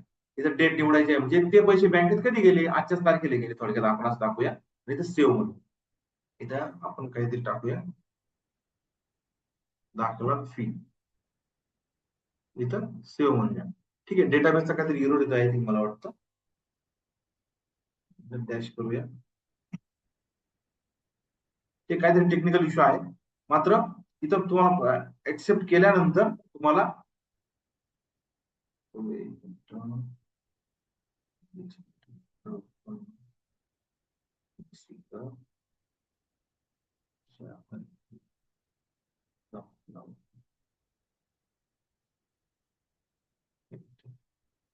ठीक, काहीतरी टेक्निकल इश्यू आहे त्यामुळे ते दाखवता येत नाहीये. पण तुमच्या ह्या ज्या एंट्री आहेत ह्या ऑटोमॅटिक तुम्हाला त्या ठिकाणी झालेल्या आहेत. तुम्हाला इथं रिसिप्ट व्हाउचर ऑटोमॅटिक त्या तुम्हाला 7 नंबर पावतीची एंट्री मारायची, तुम्ही इथं मारू शकता. म्हणजे टॅक्सच्या पावतीला ऑटोमॅटिक एंट्री होतेच आहे, पण या ठिकाणी सुद्धा तुम्ही या एंट्रीज करू शकता. तुम्हाला 7 नंबर कुणी दिलेले आहे, म्हणजे जी काही फी तुम्हाला 7 नंबरद्वारे जमा झालेली आहे ती कोणाकडून जमा झाली आहे, गावात एखाद्या व्यक्तीकडून जमा झाली आहे का. जर झाली असेल तर तुम्ही त्या व्यक्तीचा मोबाईल नंबर टाईप करून त्याचं नाव घेऊ शकता. जर तो गावाचा व्यक्ती असेल तर ठीक, नसेल तर नो तुम्ही म्हणू शकता. आणि त्याचा कशाद्वारे जमा झाली, कॅश तुम्ही दिली का. समजा जस्ट मी एबीसी करतोय. स्कीम नेम तुमच्या कोणत्या खात्यावर जमा झालेली आहे, ग्रामनिधीवर जमा झालेली आहे, कुठल्या अकाउंटला जमा झालेली आहे, कुठल्या कॅटेगरीला जमा झालेली आहे बजेटच्या कॅटेगरीनुसार. मग बजेटच्या सब कॅटेगरी सुद्धा आपण त्याच्यामध्ये टाकू शकतो. जसं की या ठिकाणी यात्रा कर जमा झाला असं अकाउंट करून तरी आणि सेव्ह ट्रान्झॅक्शन आपण करू शकतो. अशा पद्धतीने तुमचं ते व्हाउचर ऑटोमॅटिक तुमचं ते सेव्ह होऊन जाईल. पेमेंट व्हाउचर तुम्हाला या ठिकाणी 12 नंबर ऑटोमॅटिक जनरेट करता येणार आहे. तुम्हाला इथं मॅनेज पेमेंट सुद्धा ऑटोमॅटिक तुम्हाला करता येणार आहे. रिसिप्टचं मॅनेज पेमेंट, पेमेंटचं व्हाउचर असेल, हे सर्व तुम्हाला 12 नंबर सुद्धा या ठिकाणी ऑटोमॅटिक तयार होणार आहे. त्याचबरोबर तुम्हाला इथं 9 नंबर तुम्हाला सांगितलं, 10 नंबर सांगितलं, 11 नंबर तुमचं किरकोळ कर मागणी रजिस्टर आहे ते सुद्धा या ठिकाणी तुमचं ऑटोमॅटिक तयार होईल. जसं की समजा मला एखाद्या व्यक्तीच्या नावावर मला डिमांड फिक्स करायची आहे. मग समजा माझ्या ग्रामपंचायत एखादा गाळा आहे, मग गाळा आहे तुम्ही गावाच्या कोणतरी एखाद्या व्यक्तीला दिला असेल, समजा या व्यक्तीला मी दिलाय, तर काय समजा गाळा भाडं दिला असेल, ओके. मिळकत क्रमांक, त्या गाळ्याचा मिळकत क्रमांक तुम्ही टाकू शकता या ठिकाणी. तर मी वन करून देतोय आता. आणि रक्कम, त्या गाळ्याचं काही भाडं ठरलं असेल, वार्षिक भाडं समजा मी 12,000 घेतलं, इथं सेव्ह केलं. सेव्ह केल्यानंतर property number not found, okay, इथं 11 करूया, तिथं सेव्ह झालं. अशा ठिकाणी त्या व्यक्तीची डिमांड फिक्स झाली. आता व्यक्तीने मला पेमेंट घ्यायचं आहे, तुम्ही ते पेमेंट सुद्धा त्या व्यक्तीकडनं घेऊ शकता. जसं की आता मी इथं मनीषा पुंडे, ओके, इथं मागणीचं स्वरूप गाळा भाडे घेऊया आणि या ठिकाणी शो पेमेंट करूया. तर मला लगेच त्या व्यक्तीच्या अगेन्स्ट किती पेमेंट शिल्लक आहे लगेच दिसतं 2 मिनिटांमध्ये. आता मला जर वाटलं की गाळा भाडं माझं याच्यानुसार ठरलं होतं, वार्षिक ठरलं होतं, इथं डायरेक्ट याच्यावर क्लिक करून त्याचं पेमेंट मोड निवडून डायरेक्ट सुद्धा भरून घेऊ शकतो. या ठिकाणी पेमेंट डेट निवडायची आहे. समजा आजच्या तारखेला पेमेंट केलं, तिथं पे नाव म्हटलं तुमचा, त्या ठिकाणी पेमेंट ऑटोमॅटिक रेडी झालेला आहे. तुम्हाला लगेच त्याची 7 नंबर पावती जर हवी असेल, तुम्ही 7 नंबर पावती सुद्धा लगेच जनरेट करू शकता. जस्ट मी तुम्हाला दाखवतो फक्त त्याची. आणि विशेष म्हणजे याच्या सर्व एंट्र्या या कॅशबुकला सुद्धा ऑटोमॅटिक झालेल्या असतात. जसं की गाळा भाडं वगैरे गेलेलं आहे. 5 कलर सुद्धा ऑटोमॅटिक झालेल्या. अशा पद्धतीने थोडंसं घाई होती, मला मान्य आहे. परंतु सर्व गोष्टी थोड्या थोड्या तुम्हाला ओव्हरलोड करून दाखवणार. नंतर आपण वन बाय वन एक एक टॉपिक, जसं की टॅक्स असेसमेंट आहे, याला आपण वन बाय एकच सेशन आपण त्याचं घेऊया. 13 नंबर तुमचा ऑटोमॅटिक तयार होतो. मुद्रांक हिशोब आहे. 15 तुम्ही साठा रजिस्टर वगैरे ऑटोमॅटिक तयार करू शकता. तुम्हाला किती वस्तू मिळाल्या आहे, वस्तू मिळाल्याच्या अगोदर त्या वस्तूचं नाव वगैरे तुम्ही या ठिकाणी ऍड करू घेऊ शकता. त्या पद्धतीने तुम्ही तो मेंटेन करू शकता. बाकी जास्त कमी डिटेल तुम्हाला दाखवत नाही, जस्ट फक्त मला तुम्हाला मीटिंग डिजिटल नेम प्लेट तुम्हाला दाखवायचं आहे, जे तुमच्या गावासाठी एक अशोक सर हा हा ऐका ना, आपण आहे ना तुम्हाला ना 3 सेशन लागणार आहे, सगळं डिटेल सांगा. 3 ते 4 थोडं सेशन मला आरामशीर लागतील. 2-3 सेशन घ्या सर.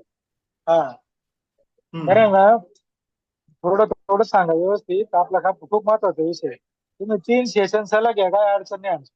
नाही, आपण आता काय करूया, आजच्या सेशन मध्ये जे ओव्हरलुक आपण जे केलंय ना, तर हो तेच नाही, आणि 3 पुढचं सेशन जे असेल ना, 1 ते 33 आहे ना आपले, बरं का. हम्म, 1 ते 33 म्हणजे आपलं 3 टप्प्यामध्ये सांगा. 3 ते 4 टप्प्यात सांगा. अरे 1 नंबर म्हणजे काय नाही होणार असं. चालेल सर, काय हरकत नाही. पुढचं सेशन आपण जे घेणार आहे ना, ते फक्त टॅक्स असेसमेंट कशी करायची यावरच असेल. हो हो सर, हो. तुमच्या सर्व बारीक सारीक गोष्टी आपण करूया सर. एकदम हो सर.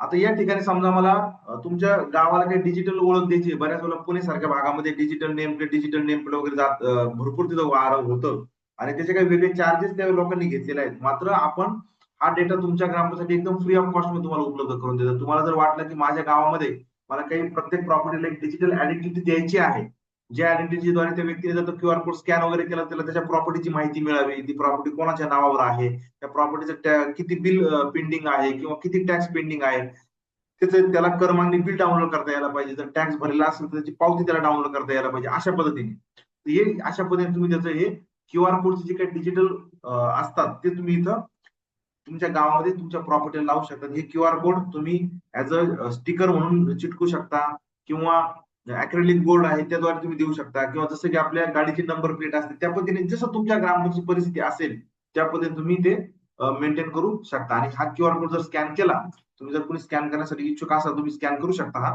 क्यूआर कोड जर स्कॅन केला तर तुम्हाला त्या प्रॉपर्टीची पूर्णपणे डिटेल माहिती तुम्हाला मिळते. भविष्यामध्ये याच क्यूआर कोडच्या आधारे आपण ऑनलाईन पेमेंटचा पर्याय सुद्धा उपलब्ध करून देणार आहे. म्हणजे तुमचा जो कर्मचारी आहे त्याला वसुली जरी करायची ठरली तरी त्याला गावामध्ये कोणत्याही प्रकारचं रजिस्टर घेऊन जायची गरज नाहीये. कारण त्याच्याकडे जर एक लॅपटॉप असला, टॅब जरी असला, तरी तो क्यूआर कोड स्कॅन करून किती टॅक्स पेंडिंग हे बघू शकतो किंवा सॉफ्टवेअरचं लॉग इन करून सुद्धा बघू शकतो आणि त्याच ठिकाणी त्याची पावती सुद्धा त्या व्यक्तीला देऊ शकतो. तर असं इतकं एवढं स्मार्ट आपण हे महापंचायत ऍप्लिकेशन बनवण्याचा प्रयत्न केलेला आहे. तर तुम्हाला तो डेटा लागत असेल तुम्हाला या ठिकाणी तो सहज मिळू शकतो. आता दुसरा जो पार्ट आहे तो म्हणजे मीटिंगचा पार्ट आहे. जसं मी तुम्हाला सांगितलं की याच्यामध्ये मीटिंग ह्या ऑटो टाईप होतात. तर त्या कशा बघायच्या, या ठिकाणी तुम्हाला इथं वन टाइम तुम्हाला मीटिंगचे सब्जेक्ट ऍड करून ठेवायचे. वर्षभरामध्ये तुम्हाला जेवढे काही सब्जेक्ट तुमच्या ग्रामसभेला लागतात, मासिक मीटिंगसाठी किंवा ग्रामसभेसाठी किंवा महिला मीटिंगसाठी वगैरे तुम्ही इथे ऍड करून ठेवू शकता. जसं की आता मला मी मंथली मीटिंग आहे, जस्ट मला एक सब्जेक्ट ऍड अशोक करायचा सर आहे. एक मिनिट. अशोक हा सर. सर. हॅलो. हा हॅलो. हा बोला. तर QR कोड विषय आपण जो सांगितला ना, विषय QR कोडचा. हम्म. तर आज आम्ही ना एक उपक्रम राबवला, आपण 100 घरांना QR कोड लावलाय तो. अरे वा, अभिनंदन. कामगार ग्रुपमध्ये. हा, तर त्याचा पॉझिटिव्ह रिस्पॉन्स येत आहे. तर लोकांना ते स्कॅन केल्यानंतर घर बसल्या कळते आपली पट्टी किती बाकी आहे, ओके. कशावर भरायची आहे, आपला उतार्याची जी मोजमाप काय आहे, सगळं समजतंय त्याच्यात. अरे वा, अरे तर वा, मी काय अभिनंदन, इंटरप्ट अभिनंदन. करतोय, मी केलंय आजचं प्रोग्राम. म्हणजे आता सीओ सर पहिल्यांदा. 2-3 दिवसापूर्वी येऊन गेले, मी त्यांना पण प्रेझेंटेशन केलं त्या बाबतीत. हा हा तर हा. आज मी त्यांना तो हे पाठवलाय मी त्यांना, कुठं कुठं बसवलं. तर अरे वा, त्यांनी अरे पण वा. त्याचं आपलं स्वागत केले. हा विषय आपल्या लोकांसाठी खूप चांगला आहे. Yes yes. मी पहिल्यांदा सुरेश सरांचं सगळ्यांनी अभिनंदन करा, काँग्रेस करा सगळ्यात पहिल्यांदा चॅटमध्ये काँग्रेस सुरेश सरांना. सर्वांनी काँग्रेस करा, कारण काहीतरी एक अभिनव उपक्रम त्यांनी ग्रामपंचायत सुरू केलेला आहे आपल्या महापंचायतच्या मदतीने, आणि त्याला सीओ सरांनी अप्रिशिएट केलेलं आहे. सगळ्यात महत्वाचं, काँग्रेस करा प्लीज. येस. कारण काय होईल, काहीतरी आपण जर अभिनव उपक्रम जर वेगवेगळे जर इनोव्हेटिव्ह जर उपक्रम जर ग्रामपंचायत राबवले, तर कुठेतरी एक वेगळी आयडेंटिटी आपली तयार होते. आणि ही आयडेंटिटी तयार करण्यासाठी तुम्हाला वेगळा काही खर्च करायची गरज नाही. हे ऑलरेडी तुम्हाला या ऍप्लिकेशन मध्ये सर्व प्रकारच्या सुविधा दिलेल्या आहेत. फक्त तुम्ही इच्छाशक्ती जर दिली, दाखवली, तर सर्व गोष्टी तुमच्या शक्य आहेत. ओके. चल, अभिनंदन सुरेश सर तुमचं पुन्हा एकदा. आता आपण मीटिंगच्या विषयावर आपण येऊया. जसं की आपण मीटिंगचं बघितलं, आपल्याला इतिवृत्त लिहिण्यामध्ये अतिशय कंटाळवाणं काम आपलं इतिवृत्त लिहिणे आहे, त्याचा अजेंडा तयार करणं आहे, त्याचं मीटिंग मॅनेजमेंट करणं आहे. तर आपण महापंचायत ऍप्लिकेशन मध्ये पूर्णपणे मीटिंग मॅनेजमेंटचं एक मॉड्यूल आपण तुम्हाला दिलेलं आहे, ज्या मॉड्यूलच्या मदतीने तुम्ही तुमच्या मीटिंगचा अजेंडा विदिन सेकंदामध्ये तयार करू शकता. त्याच्यानंतर त्या मीटिंगचं मॅनेजमेंट करू शकता. त्या मासिक मीटिंगला कोण उपस्थित होतं, कोण गैरहजर होतं, हे सुद्धा मॅनेज करू शकता. त्याच्यानंतर त्यांची पूर्ण वर्षभराची अटेंडन्स तुम्ही काढू शकता. आणि प्लस तुम्हाला त्या मीटिंगचं जे काही प्रोसिडिंग लिहायचं आहे ना, ते सुद्धा तुम्ही विदिन सेकंदामध्ये बोलून सहजरित्या टाईप करू शकता. जसं आता मला आता विषय इथे ऍड करायचा आहे, जसं मी फक्त एक माईक चालू करतोय, लगेच ते विषय ऑटोमॅटिक टाईप व्हायला सुरुवात होईल. जस्ट आता बघा, मागील सभेचे इतिवृत्त वाचून कायम करणे. एक मिनिट, थोडी घाई झाली. मागील सभेचे इतिवृत्त वाचून कायम करणे बाबत, अशा पद्धतीने तुमचं एक विषय टाईप झालेला आहे. असं तुम्ही किती पण विषय टाईप करू शकता, जे तुम्हाला वर्षभरासाठी जे जे काही विषय लागतात ते सर्व तुम्ही टाईप करू शकता. अजून एक आपण करूया.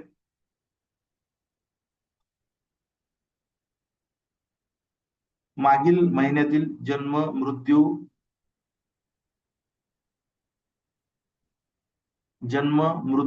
विवाह नोंदी वाचन करून कायम करणे बाबत. नोंदी वाचन करून कायम करणे बाबत.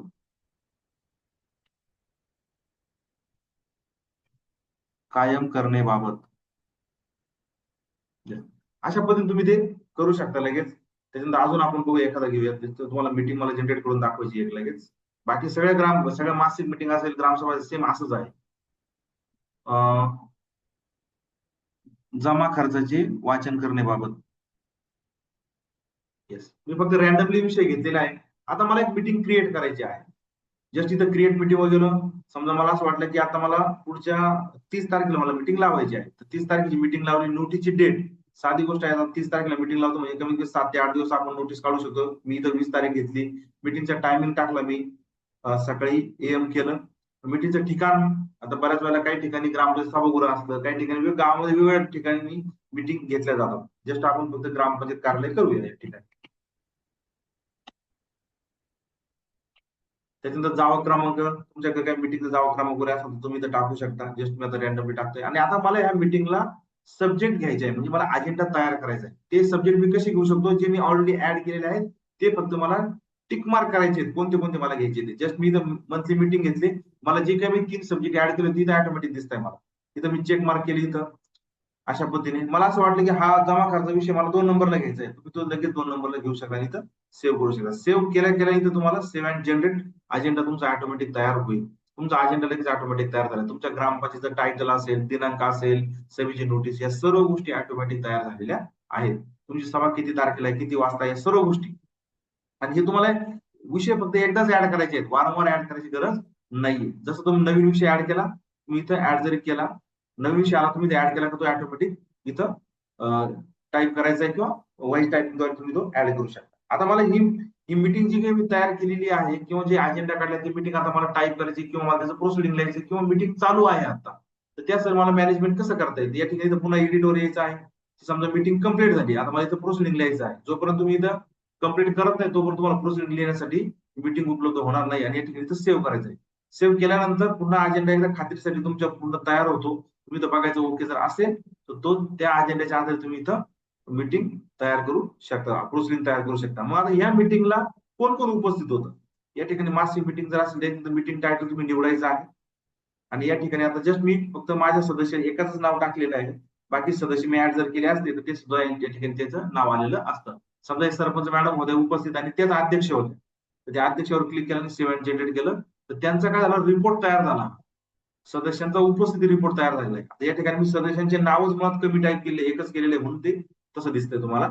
बाकी सदस्यांचे नाव जर टाईप केले असते तर ते सर्व या ठिकाणी आले असते. आता हे सर्व झाल्यानंतर आता मला ऍक्च्युली इथं प्रोसिडिंग लिहायचंय आपल्याला. मग मी पुन्हा इथं सिलेक्ट करणार, इथं टायटल घेणार, मीटिंगचं टायटल घेणार आणि आता इथं सभेचे जे काही विषय मी घेतलेले होते अजेंड्यानुसार ते ऑटोमॅटिक या ठिकाणी इथं मला दिसत आहे. तर जस्ट मी फक्त तुम्हाला ते कसं टाईप होईल ते तुम्हाला दाखवतो. इथं प्रोसिडिंगवर क्लिक करायचं आहे आणि या ठिकाणी तुम्हाला ते टाईप करण्यासाठी तुम्हाला तुमच्या पुढे तुमचा एक टायपिंग एरिया आपण म्हणतो तो ऑटोमॅटिक तयार होईल. जस्ट आता मी फक्त तुम्हाला माईक चालू करतोय आणि आपण आता प्रोसिडिंग कसं टाईप होतं आपण आता बघूया. सदर विषयाबाबत आजच्या सभेत सविस्तर चर्चा करण्यात आली. माननीय सचिव यांनी मागील सभेचे इतिवृत्त विषयनिहाय व ठरावनिहाय सविस्तरपणे उपस्थित सदस्य यांना वाचून दाखविले. यावर उपस्थित सदस्य यांच्यामध्ये एक मिनिट वाचून दाखवले.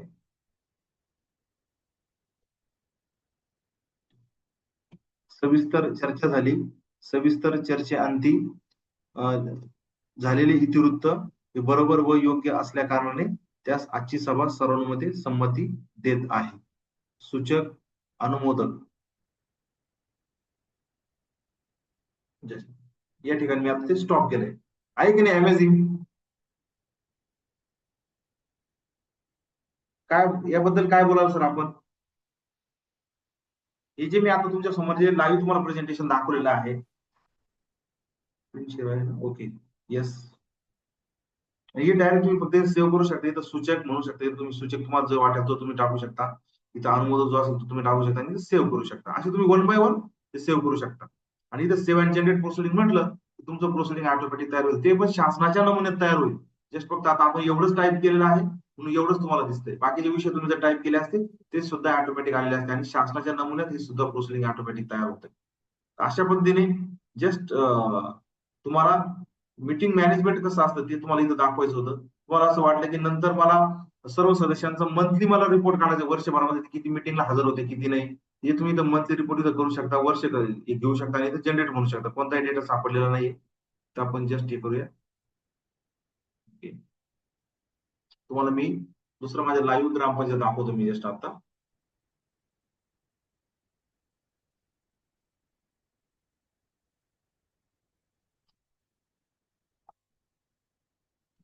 तोपर्यंत तुमच्या शंका वगैरे रेडी करा. आपल्या आता सेशन वगैरे जवळ संपत आलेला आहे.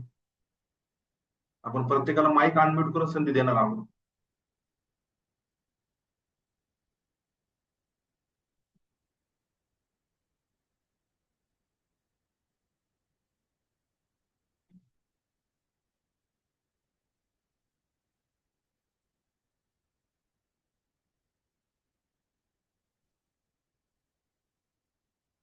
ओटीपी सांग.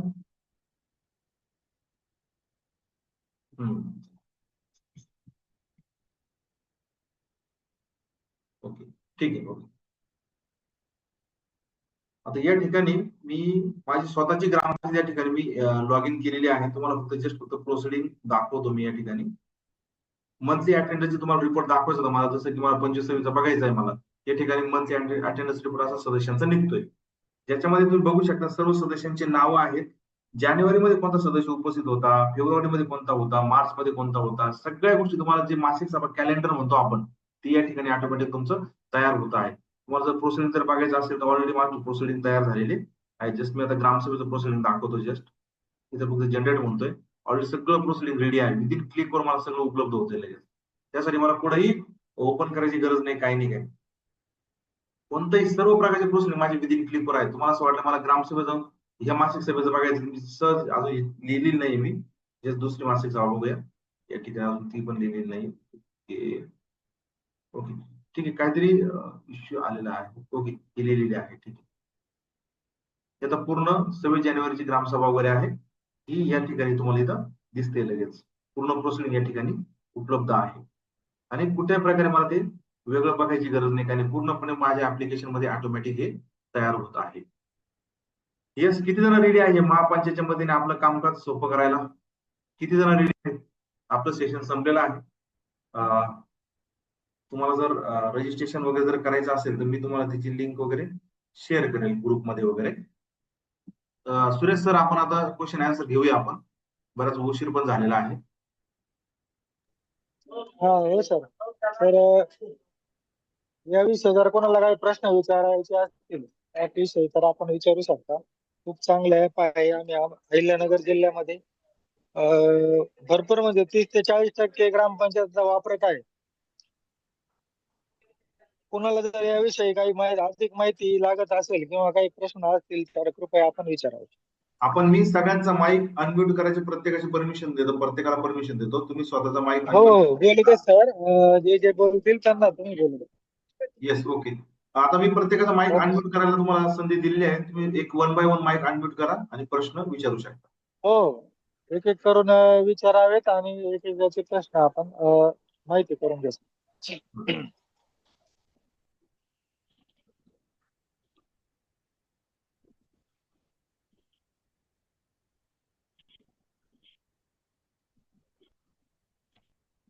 हॅलो.